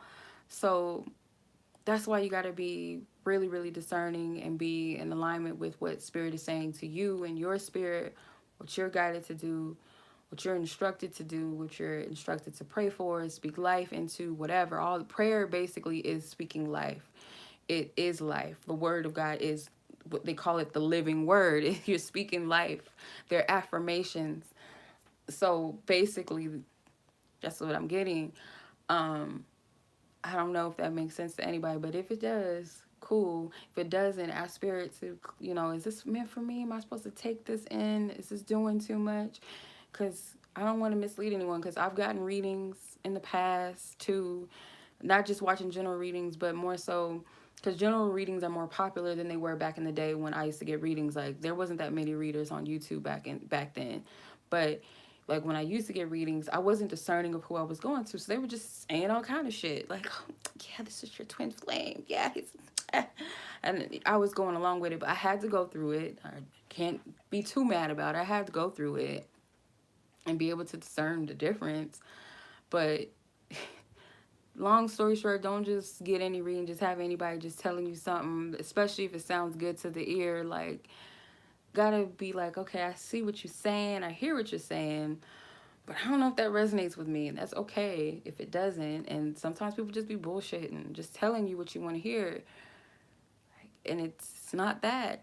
It's not what it is. So please use your discernment. Or sometimes spirit will be telling, like, this person will be channeling the real, but if we have a specific person in mind and spirit has not said that that's your person, but in our mind and what we want, we've made it that person, so we've shaped the reading to hear with those ears.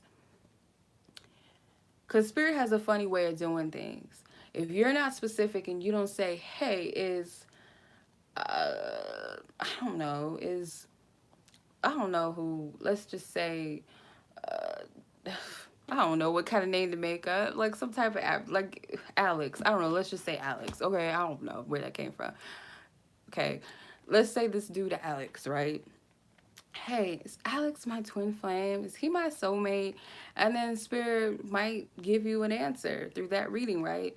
But if you ask a question, who is my twin flame? And then you're listening, hoping that it's Josh or whoever, Tyrone, I don't know, Jerome, I don't know, whoever. And you're just sitting there just listening, like, oh my God, and you're not discerning the message. And it might sound familiar because I'm just gonna drop some hints to y'all. Like, from experience, what I've learned is we attract certain people. Either you attract them because of your wounds, their archetypes that we're attracted to. They don't all have to look the same, but they have a certain energy type. Okay, they'll be similar to each other. And sometimes too, and this is what I've experienced too, that you can also have that energy signature of your one kind of embedded in these different people that you dated, because they're catalysts. It's kind of like, if you think about it, they're prepping you for that ultimate one. So there's similarities you might find, like, oh, y'all names sound the same, you guys might look alike a little bit. Oh, he's from the same state as you. Oh, he's the same zodiac sign as you. Like, there will be similarities. They all will have these, something about them, I guarantee you, something about these people, they'll all be similar. But the essence of the one, like, the energy is different from them, though. It also separates from the rest of them. They stick out differently. They're not the same. um I'm not going to say that for myself, like, oh, I'm just 100%, like, I know like, I'm not going to do that.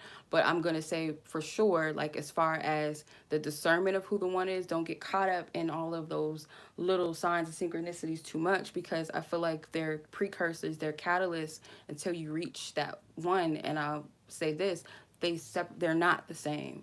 There's nothing about them that really is the same. Like, yeah, they might kind of look like Keisha, but their energy is way more different, though. At the same time, there's similarities, but they're different. um and that's how you know too, at the same time, is that they're different. They're not all the same. So when you're getting readings and you're just blindly asking, who is my divine mate, and it sounds like dude, and then y'all together for a couple of months and then he's gone, and it's just like, what, that was my what? No, he's got similar energy, but it's not him. It's not equate. Just slow your roll a little bit. And on top of that, like, spirit will tell you. I would say, before you get a reader to tell you, let God reveal that to you, or spirit, or the universe reveal that to you. And be very discerning when you get the end. Like, ask. I would say this. Sometimes it's cool to allow the universe to show you, and how they show you, like be open to how the divine shows you your confirmations of things. But I'll say this, you got to be more specific too at the same time. Like, spirit, if this is for me, show it to me. Sometimes you might have to have it confirmed a couple of times before you really say, okay, this is it. And sometimes things will just chase you to where you have no point, but like, okay, this got to be God. But you always want to use your discernment, like, is this coming from you? Because it's every sign and synchronicity, every, what do they say, every sign and wonder is not from God. So you have to be discerning of what signs and wonders you're receiving, because some of it is trickery. um yep, tattoos, not tattoos, similar look. Yeah. Yep. And that also too, within the woundings and the healings, like, there's layers. I mean, we can go on and on about divine connections, because spirit kind of, spanked me on the ass a little bit, because I'm thinking that divine partner means that this person's gonna show up, like Morris Chestnut in a movie, like the movies where he's playing a good guy, because I think he played in a movie where he was crazy or something. He shows up like Morris Chestnut in a movie, like he's the good man, right? He could do no wrong, right? He just got it all together. But for some of y'all, oh, Richard Gere, he gonna pull up and save me out of my whole phase. Like, that doesn't always work like that. It's not always gonna be that way. Have you up in a expensive hotel suite, whatever, taking care of you, buying you expensive dresses. Like, it don't always work out like that. And sometimes that might be some people's template. And I'm thinking that it has to be like this perfect situation. God just like hit me on the top of my stubborn ass head and was like, no, that's not what you gonna be dealing with. And I mean, it's okay, but you guys have to use your discernment again too, because we're not all perfect. I'm not perfect. Like, who am I to, like, I'm not perfect. Okay, perfect Patty messed up. Like, I'm not perfect. Like, I'm not gonna be coming in here acting like I don't have flaws and I probably wouldn't be a handful to deal with. Like, I would be lying. Like, or handle, let's say. Sorry, I'm not gonna say deal with. I'm not gonna lie and say that I wouldn't be a handful to handle. I'm a lot to handle, and not, so I wouldn't say in a toxic way, but my gifts and stuff, not everybody, like, not a lot of men really dig that. They might be like, oh, this bitch gonna be in my business, she's gonna be doing this, and she's gonna tell, like, if you a liar, then you got something to worry about. Yeah, because spirit's gonna tell me anyway. So yeah, you might not want to, go down that road, but you know it's a lot of different scenarios and dynamics that we can have, so we can't solely look at and model after what other people's story and template is exact to the exact T.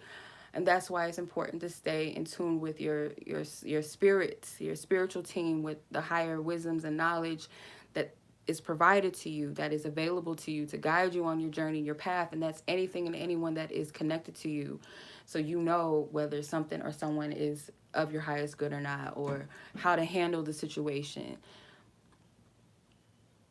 It's true. What do they say? And I'm not trying to like be too preachy.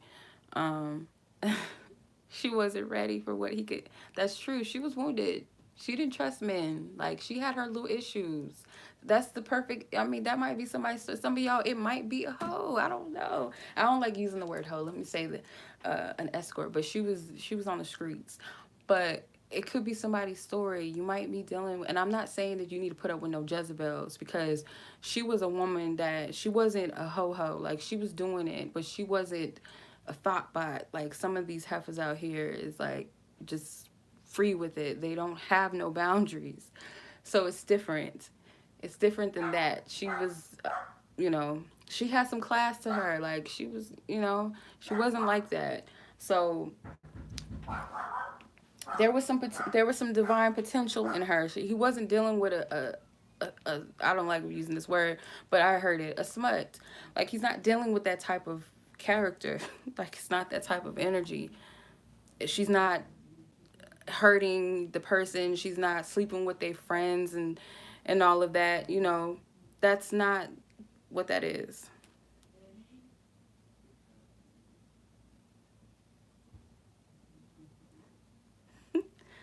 So, yep, that's true. She did. She had to work on her inner trust, her vulnerability, and all of that. So, and most time when women are in those professions, they have it in their mind like, I'm just doing this for money, and they don't. That's why they don't get attached, because their emotions are not involved. They're not looking for love or none of that. Like, it's not. It's just, I need to pay these bills, whatever I need to, whatever, college, or I just don't care. I'll get these men for their money. Cardi B, like, type. I don't know. No, not Cardi B. I wouldn't say that that's. This is just in my opinion. What she presents as an entertainer is not a divine feminine energy. It's not. So I'm not going to use her as an example, but it makes sense. So I'm not saying for you guys to go out and look at a divine feminine, or what you think is a divine feminine is somebody that's just smashing everybody just because, and she's toxic to you, and all you have in common is sex and beauty. That's not what I'm talking about, because that's a toxic bond. That's a karmic connection. That's not divine at all. That's a whole nother story, because we be talking about the men all the time about how they can be toxic, but women within our, like, in our toxicity, we can be some handfuls, some pieces, some, yeah, like, no, it's a whole nother topic. It really is. Like, and because of that that kitty cat power, it's way worse. It's a little worse, if not more worse than what men, what they do. It can be a lot damaging. I'm just saying, have a power to take a person out. If you know what, yeah, a cold piece. Yes. They have power to take a motherfucker out, okay? So they don't bring peace. That's not what they bring. They bring a whole bunch of drama, a bunch of headaches. It's just not, that's not a divine feminine, sorry. That's not what it is. They might look good, and some of them, they got that succubus energy, so they know how to shapeshift and make themselves look finer than what they really are. Um, what's that heifer name? Selena Powell. Is that her name? Selena Powell. She's smashes all the rappers and all the athletes.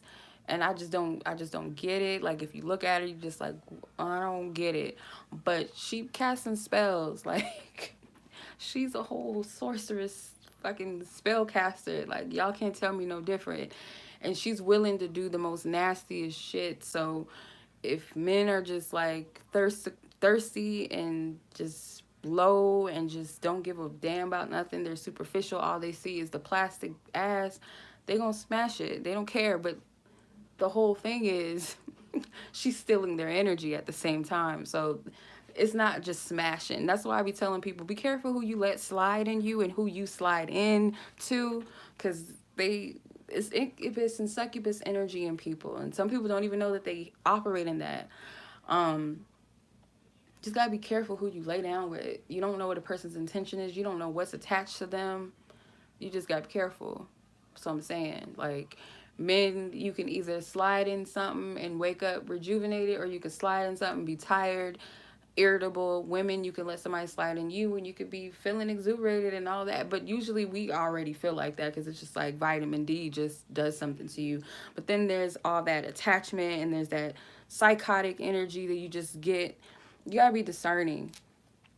You have to be discerning. And sometimes it's also, we got to cleanse our energy before we sleep with each other, because we don't know if we're carrying trauma still from something.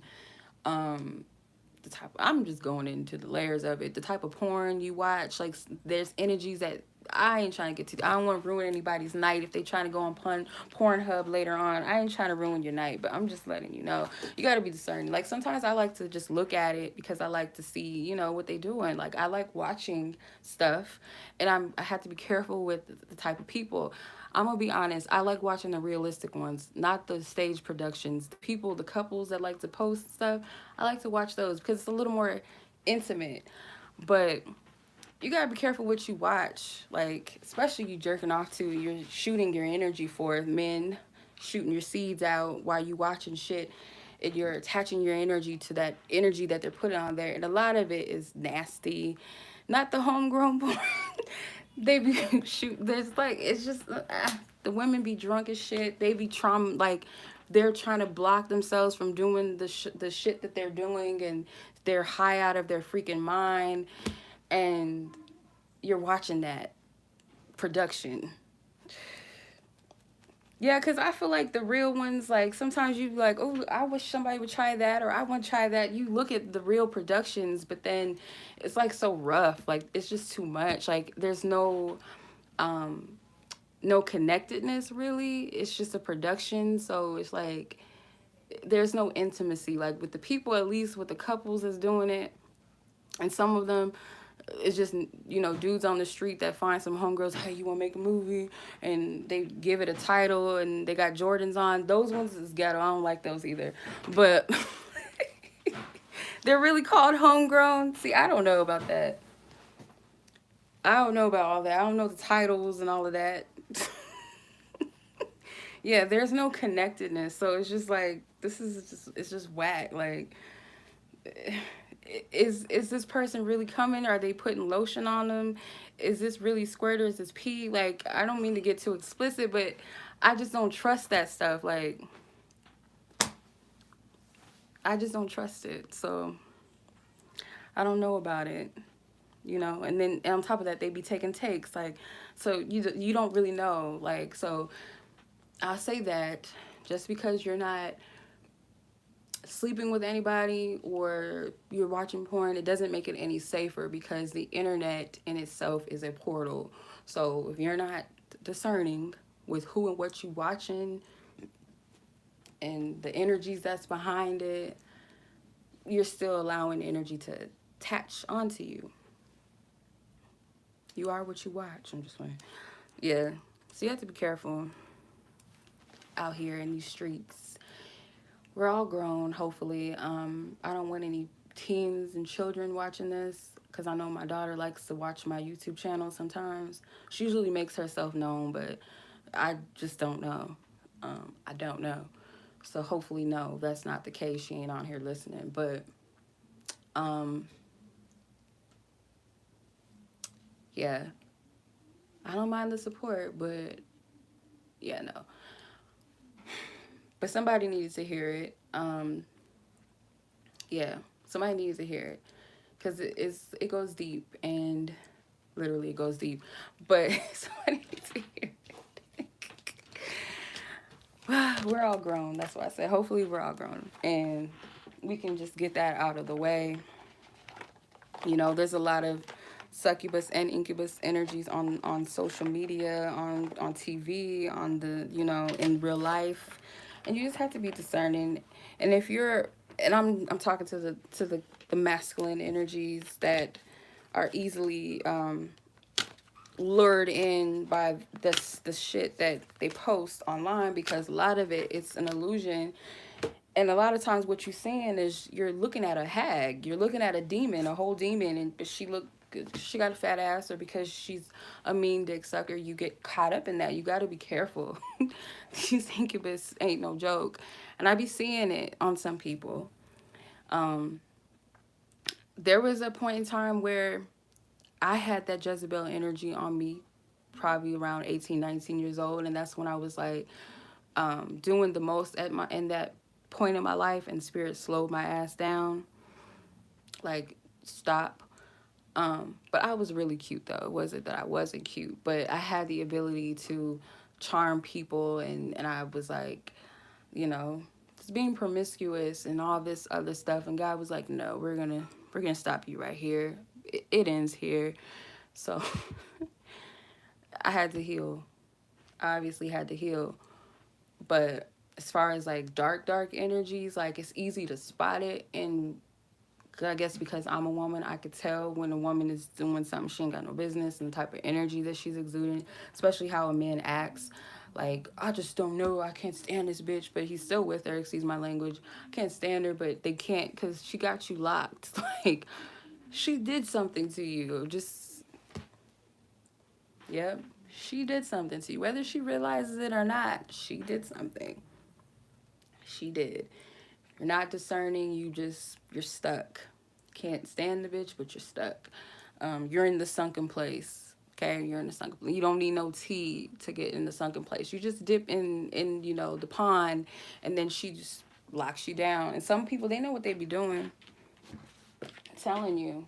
I had a incubus, a succubus. No, I probably had some incubus friends too. I had some succubus friends. I'm just gonna give you guys a heads up. I don't know if this is gonna free someone, but I'm just gonna give you a heads up. You know, eye contact is the windows to the soul, right? The pond of piranhas with the teeth, yes. So you know how when you look into a person's eyes, it's a windows to the soul. It can be a vulnerable energy and experience. Yes, it's tell him, Fashion Nova. um, this friend that I had, so-called friend that I had as a child, she was telling me, she showed me this video of her giving this man some pleasure, right? She was like, look how crazy he's going for me. And she was showing her eyes. Now that I go back into it energetically, her eyes, she had on some contacts and they kind of look like reptilian. Like, now that I look at them, it's just like kind of scary thinking about it. She was giving him, you know, pleasure, and she was looking up at him, and she was entranced. She was hypnosing him, like, whether she knew that's what she was doing or not, but because she was so she was a nymph. She called herself a nympho, right? And she was so obsessed with sex that she was in that energy. She was feeding off. She was feeding off of him. She loved giving head, and there's a reason. Not saying that just because you like to give head and stuff, that doesn't mean that you're obviously an incubus spirit or whatever. But a lot of times when people just gotta have it and all of that, and she's drinking his life force like that. I'm not gonna spill too much of my business, but I had somebody that was kind of acting crazy about that too. They like your life force. They like that, the juices, right? It's a reason for that. Just like vampires, it's a sex vampire. It's a sex demon. It's feeding off of you. So when she was doing all of that, and the guy, how he was acting, and she was telling me he was crazy over me, like, because half of you put a hypnosis on him. Like, you were looking to his eyes, you were sucking him in, not just with his physical body, but you was energetically sucking him in. That's what she was doing. So, men, it's not just in the vagina. There's a lot of ways with sex magic. I'm just saying, whether they know what they're doing or not, them demons know what they're doing. And they're going to use the vessel. Yeah. Yep. Because I talked about this little video with this lady, talking about what it means to be digmatized, as they call it. What that digmatization is with men when they like tap your mind, they tap your spinal cord, that bottom pit of your vagina, and they tap that spot, and then you lose your mind, and you're wondering why you're obsessed with Tyrone and he's still sleeping with your cousin, but you still keep letting him in, and you keep letting him go in you raw, you keep letting him whoop your ass, cheat on you left and right, sleep on your couch, rent free, doing nothing all day, sitting on PlayStation 2 while you go to work, take your car and drop you off at work and run around and go to some heifer's house. Like, the type of trifling, like anything trifling you can think of, stealing from your mama, you still let him slide in you type stuff. Those are incubus energies.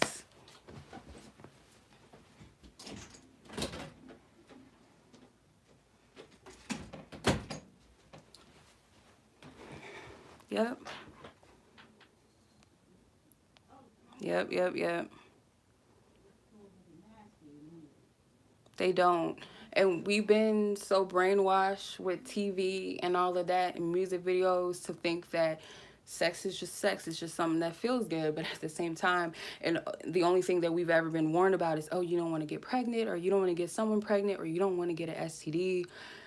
That's the only thing that we've been warned about. But the Bible talks about it, but the church doesn't do a good job of talking about sexual sin. They just say, don't have sex. Don't have sex before you get married. They don't go, you can be married to a succubus and incubus. That don't mean nothing. That don't mean anything. They don't talk about why.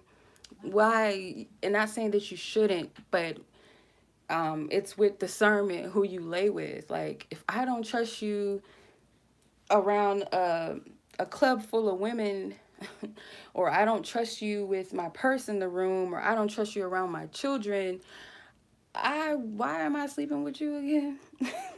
Like, why? Because you look good, you make me feel good. Like, it's the logic in it. It's the logic. A lot of times, some people can just finesse you without even having sex with you or even touching you, and that's a whole nother thing too. Incubus and succubus don't always have to have sex with you. Just saying. Another way they have sex with you too is they slide up in them dream times. I'm just saying, that's a whole nother thing too. We're not gonna get into all that because I don't want to like freak anybody out. Some people are just probably like, this. I don't want to hear this shit. Um, get you a yoni steam or two, or just ask spirit to just eat some. Get the Queen of I don't want to butcher the elder's name. Queen of Fua book, Sacred Wound, and eat some of the foods off of there and clean some of them dusty ninjas out of you. Men, I don't know how men cleanse their penises. Um, go on a fast from toxic vagina. Um, mm. You can do cleanses too. Men can do cleanses. It might come out the other side, but it's still a cleanse nonetheless.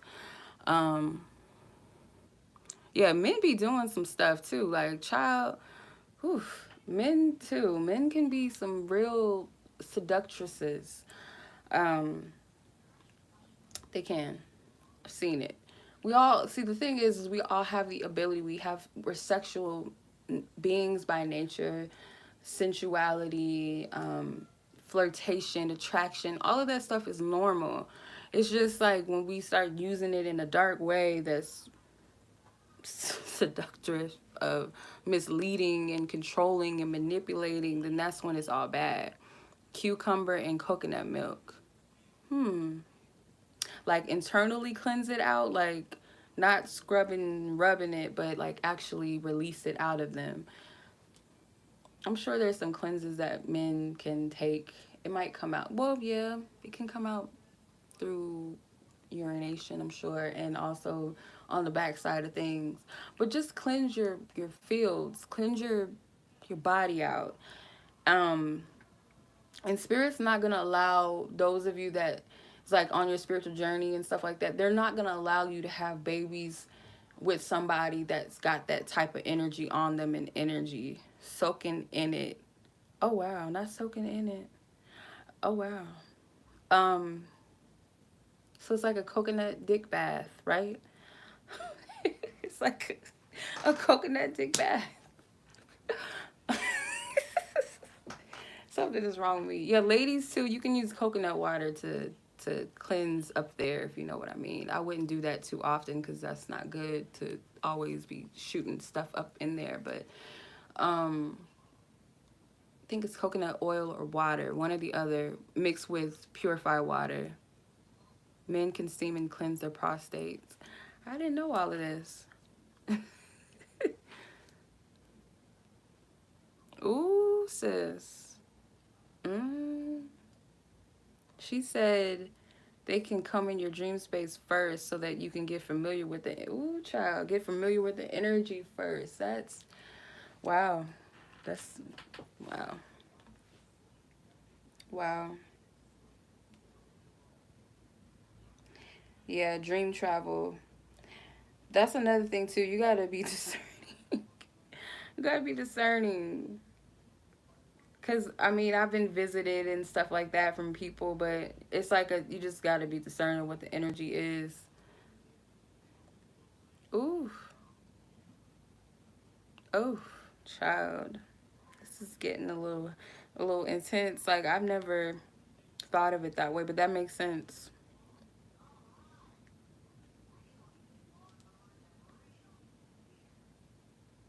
Sometimes I'd be wondering, like, what do I be doing? Because I know, like, my energy sometimes is too much, and I don't know what I be doing. I hope that I'm not coming in people's dreams like being a freak.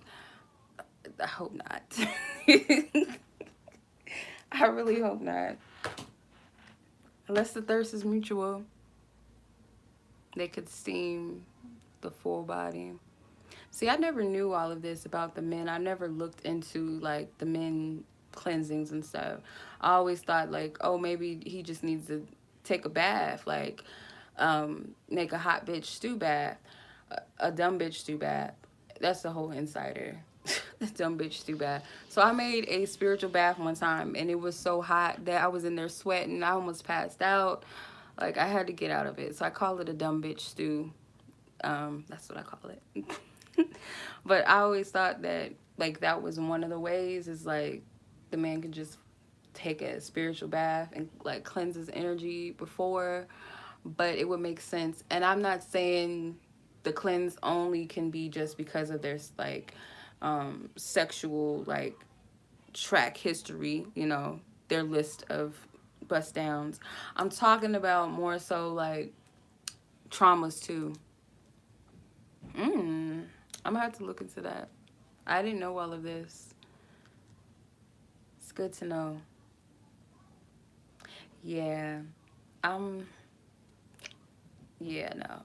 So it's not just women that cleanse out their traumas and stuff. Like, men need to do that too. And it might be a little touchy subject, and I don't want to like trigger anybody, but men have gone through sexual abuse and molestation too. So that's something that energy needs to be cleansed out, closed out as well. Anything attached to it has to be cleansed out. But yeah. Want to have a safe sex life. And what I mean by safe is like, like like the person you lay with, you trust them. Like, you ain't got to worry about this person like got something on them, or like you guys can't be free together and tap into, that sexual energy together, that worrying, is this person trying to like misuse the energy? Are they trying to trap me? Are they trying to, whatever they're trying to do, are they a hoe, man or woman hoe? Like, can I trust you with my body, with my energy, with my mind? Because that's another thing too. Like, sex gets in your mind, it gets in your heart, especially for women. Like, we grow attachments sometimes. So just have to be mindful. Yeah. Like, if I don't trust you around my purse, around my kids, like, what I'm laying with you for? I don't get it. Like, you're a dirty mop. Like no. Anyway, that's enough. We're doing too much now. But no, this has been interesting. It is a good topic. Cause I feel like I come down a lot on men on videos. Not necessarily like come down on them like hard. Like, sometimes it does seem like men just ain't shit and they're not doing anything with their lives or their healing and stuff. And I don't want to paint that. Um, because there is also toxic women energy as well. Um, it goes both ways. And this isn't to bash any women out here or sisters and stuff. It's not to do that either. It's just an exposure of those that, I don't want to say ain't shit, but you know what you're doing, it's not right, type correct you. Sometimes it's just like some people are just wicked evil heifers. That's just what they are. So some of them, it's not meant for them to get it, because they chose, that's their purpose, is to be out here sucking off people's energy, you know. So yeah, see, that's a whole nother topic. Yeah, it is. Yeah. I don't have a penis, so I can't go into the full experience. I can only explain it on a spiritual level, but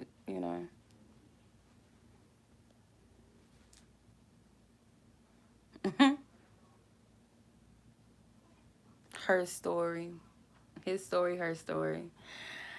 And her story's been erased a lot. Like, there's a lot of her story that has not been shared, and we silencing.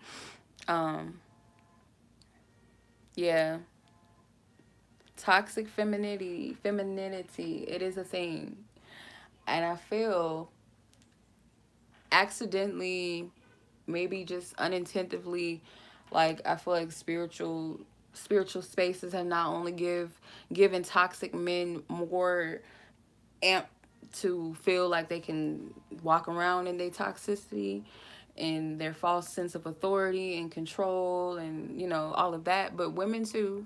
Like this, I'm an empath. Like, well, okay, what type of empath? I mean, what you saying? Like, are you a pure empath, or you're an empath that knows how to sway energy with people, and you know how to blink your eyes and get what you want? Play victim, because we got some of that shit too. Toxic femininity with this I'm a healer shit. So that gives you an excuse to, you know, um, it's like, I don't know, I guess it's a victim mentalities that they have. I have anxiety. I have, like, kind of using their woundings, their sicknesses, their challenges, whatever, as a badge of honor, an excuse to be toxic. I had a friend like this. I mean, it's not a friend, but I had an associate that's no longer an associate nor a friend that was like that, that used her anxiety and her whatever the fuck to um my sis calls it sympathy witchcraft. Like, she used to do that. It's like guilt tripping and, oh, nobody loves me anymore. Like, we can spiral and say stupid things out of our mouth. I do it sometimes when I'm in that dark. Ooh, summer. Oh, I do that sometimes when I'm in my like lower states and stuff. But it's like, it doesn't reach a resolution with some people. It's like they use that. Um, and I see some people getting paid off of it, and it's like, and it's sad. If we want to get into the music business, they exploit that pill popping, depressed, Juice World, Lil Uzi stuff, like that type of music. They capitalize off of the traumas of other people, and they use it for their gain. And it's like selling that to a nation of kids, because that's who listens to it. It's like young children all the way up to like in their early 20s listen to that type of music, and they identify with it. So it's like they resonate with that type of emotion, and oh, my life sucks, and oh, I want to die, and all that type of shit. And it, it's a whole bunch. Like, we can talk about anything, just about anything, for a whole hour, or probably more hours. And depending on y'all, like, y'all have your own knowledge and wisdom too. Like, if we just go back and forth, we could have like a whole conversation for hours about this. um it is coming to light. And the music industry is a whole nother subject. On top of that, a whole nother prophetic insight into that just alone. That shit's not gonna be running for too long, I'm just saying. And more light beings are going to infiltrate those spaces too, Hollywood spaces, because that shit that they doing, like, they tainting the knowledge and the wisdom. They're raping the energies of the true gods and goddesses, and everything is just perverse. It's upside. It's inverted. Basically, everything is inverted. The unions that they show you, a lot of them are not divine unions, if probably any. Like, I could probably, off the top of my head, I can only think of probably one youthful couple. I said youthful couple. One celebrity couple or two, like, just off the top what's coming to my head right now. I can probably only name a few of who I think might be divine counterparts in Hollywood. Other than that, it's contracts, it's sorcery, it's fucking bullshit.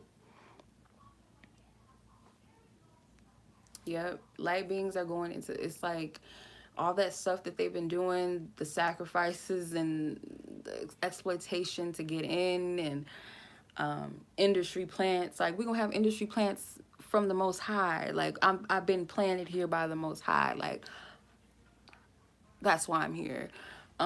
Those type of, like, that stuff that's going on in Hollywood, like, that shit's over and done with. The people, and my sis says this, pain is the initiation. So you know how they talk about in these little Illuminati videos, how they talk about how they get initiated by doing certain things, by doing sacrifices and all of that. The chosen vessels that are supposed to be coming into the Hollywood spaces, their sacrifices was their long sufferings, their dark nights of the soul, them having to go through spiritual death, not sacrificing family members and sucking dick to get ahead and bending it over to get ahead and wearing dresses and all that fuckery. I'm talking like that because it's sick and I'm tired of seeing it. That's what they're, because it's, yeah, you've been bred. It's a long, it's a tradition. It's a almost, it's a business, but it's also a tradition. It's also like a religion. So that's like normal to some of them. It's a given that that's what you got to do. And unfortunately, some people are willing to do that. Um, Unfortunately. But moving forward, not too far along, I feel. Um, there are some light beings in the industry. I'm not going to say that everybody is dark. There are some there. You're able to spot who those people are, and some of them are suppressed. Like, if you look in, I don't care what they project. I don't know who be watching my channel. I don't care what y'all motherfuckers project on TV and all of that. But you can see the sadness in people's eyes. You can see the soul trapped. Like, it's sad. Like, yeah, I know you could talk about it, sis. I know it's sad, and like, we be judging them. You just gotta imagine what kind of life you live. If I can describe it, I can describe it as being a fishbowl. Like, some of them don't give a fuck because their soul is not there anymore. The soul is like gone. But for others, it's like their soul is trapped. It's a prison. That's why they take a lot of drugs. They're out of their fucking mind. They be having emotional breakdowns, mental breakdowns, um, trying to take their own life, just certain things, or they just don't look right. Um, they just don't look the same. Some of them don't look like themselves anymore. And it's because of the soul is like trapped. It's imprisonment. It's spiritual bondage. So I try to have empathy as much as possible, more so sympathy for them, and have some type of compassion, because when I used to do the celebrity readings, I felt convicted at some point, like certain things that I was reading and tapping into, and I'm like, okay, I'm not going to do these unless I'm really earnestly led to read certain things, or because sometimes celebrities, they do watch these videos, and I don't want to be one of them ones that's like being a messy queen, like, and infiltrating people's energy. Like, I don't want to do that. So they're people at the end of the day, and a lot of them are in circumstances that you wouldn't even imagine or you would even want to be in at all. Like, it looks cute on TV, but it's really like, it's not all of that. um and some of it, it's like, they have personal lives too that they go through family dramas, they go through breakups and stuff like that. Like, we be insensitive, um and we say that's the life they signed up for. Yes, but a lot of them might have been in a vulnerable position when they signed up for that stuff. Their family might have pushed them into it. um Desperation, whatever, or just simply ignorance is bliss, who knows. But yeah, the dry bones may very well be part of that message for somebody, because there's a lot of dry bones in the industry, and I'm not trying to be disrespectful. um it is what it is. There is a puppet master beyond what we see. So we think we looking at one of the puppet masters or somebody above that puppet master. Like, it goes deep, and some of them puppet masters is just plain out demons. Plain out demons. Okay, well, that's it. I hope that was helpful. Whatever was taken out of this, that it was um, inspiring. And I know some of y'all, that's going to be what y'all do. Like, I know some people in my life now that I feel like is chosen vessels to be in the industry, and it's not going to be like that. They're not going to be one of those ones that got to sell their souls or got to give head and prostitute themselves. It's not going to be that. They already paid their price spiritually, already went through all of that. They don't have to do that. So it's enough. Like, what was that lady? Some people was calling her crazy, and I mean, I have mixed reviews about her myself, but Jaguar Wright, she said something that stood out to me. She said something like, I'm going to change things, or my mission is basically, I'm paraphrasing, but basically her mission was, she said that I'm going to make it to where people can come in the game and they can just share their gifts for free without having to do all of this other stuff, because my gift should not be exploited, which is true. I should be able to come on a platform and be my authentic self and express myself. And me and my sister were talking about that too, with expression, how selling your soul is also giving over your rights to express yourself the way that you want in your music or your artistry, how you what clothes you wear, the people that you surround yourself with, who you date. Like, from my understanding, I was watching a documentary with my daughter and my little sister on K-pop stars, and like how they work these people to the bone, and how they tell them they can't have certain friends, or they can't date at all. Some of them can't even date at all. Some of them can't date certain people. They pick who they want them to date, or they don't date at all. They work long hours. Some of them don't eat right. Some of them have strict diets that is like unmanageable. It's not healthy to the body. Like, they are literally slaves. So when you sign a contract to anything that says you can't be your authentic self at all, or you got partial power over that, I feel like some artists do have some creative power, but I feel like to some extent they still gotta write certain content. And I know this because I had a friend that was in the industry, and she told me they didn't want the country southern gospel singing girl. They wanted her to have like a Rihanna like type esque, and they were testing her to see what she was willing to do. And she went to certain parties and stuff, and they were trying to see would she like do some shit. They watched that. Like, you don't have any, and it might be certain record labels too, but you don't have as much control as you think you do. You're selling your whole self-expression, which is you, your authentic self, away. A YG contract, they weren't allowed to date. Yeah, it's sad. It's sad. And her shit didn't, because she can sing, she can write, but she didn't get as far as she could, or what we think she should have, because she wasn't willing to play the game. If she would have been like, okay, yeah, I'll be another Rihanna, and I'll shake my ass for some cash. I'll party with y'all, get down with y'all, what y'all be into, smoke, drink, have sex with each other. I'll do all of that. But because she wasn't into that, she didn't go anywhere. So, like that, at least. I pray that for those that feel like because it's a thing too, and you gotta be careful, because the thing with fame, the desire for fame is an egotistical thing. It's powered by a sense of needing to be recognized, needing to be noticed, needing to be seen and validated, and that in itself is wounding. So that's why a lot of people, when they desire that fame, that's why they're willing to go to the lengths that they do. It's a drug, it's a high, but then you're caught up in it, and it's just kind of like a loop. Like, okay, but that desire to be noticed and recognized and be seen and all of that, that doesn't come from a healthy place. Can be desperate for attention, and that's with anything, not just in the industry, but that's what a lot of it stems from. Like, I want to be famous. That's what they say when they ask you, why you want to be on American Idol? Because I want to be famous, and I want to travel all around the world, and I want to have 1 million fans. Like, bitch, for what? For validation?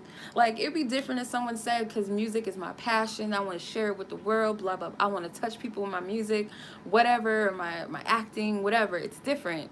But when it's, I want to be famous, I want people to scream my name, like, that's ego, and it's all in itself. Like, that's all you want? That's what you want it for? Some people just, I want that money. Like, I don't know how to rap, but I want some money. It's a mess. But anyway, validation, seeking validation and praise. Oh no. Oh no. Like, y'all sure you want it? And don't let me get on the parents and shit. Don't let me get on the parents talking about, oh, my son and daughter is a star, and oh, I know it, and they be pushing their kids into it and leaving them in the hands of these nasty people, these sick mother that like kids, because that's up in there too. That's a disease in itself. That's another thing. Like, never in a million years would I suggest that. And there's so many gifted, talented kids in the world, but it's like, you think about Hollywood, it's like, I wouldn't leave you in a room with this person for 10 minutes, 10 seconds, 10 seconds, because they're sick and kids are impressionable. Um, we can go on and on with these Hollywood kids too. Back in the day, it seemed like, I can't say that it was much worse. It kind of was. Like, Drew Barrymore shouldn't have been at no clubs at 9 years old getting tipsy. Like, that shouldn't have been happening. Like, it's just too much. But people aspire to it. That's what they want. That's what they live for. Lights, camera, action. Sorry, Miss Jackson. Okay, anyway. I'm doing too much. Let me get off here, because we could be on here for hours just talking, just talking, talk.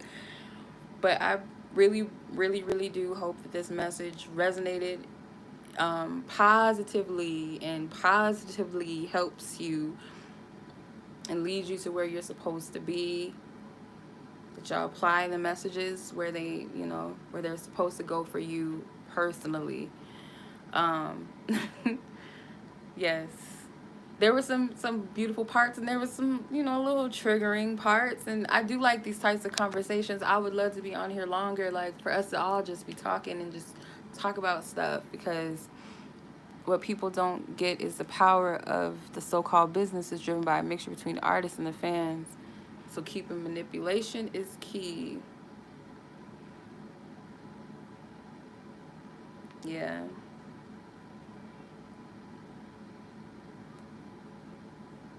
I just hope that everybody stays protected and vigilant out here. That's why I be calling out some stuff, and I be calling out, my past too, because it can be healing.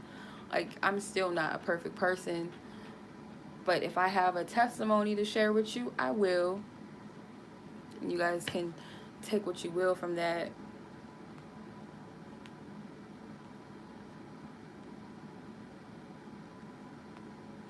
All right, well, I'm off of YouTube. I appreciate y'all. I'll catch you guys in another video when I'm led to do another one.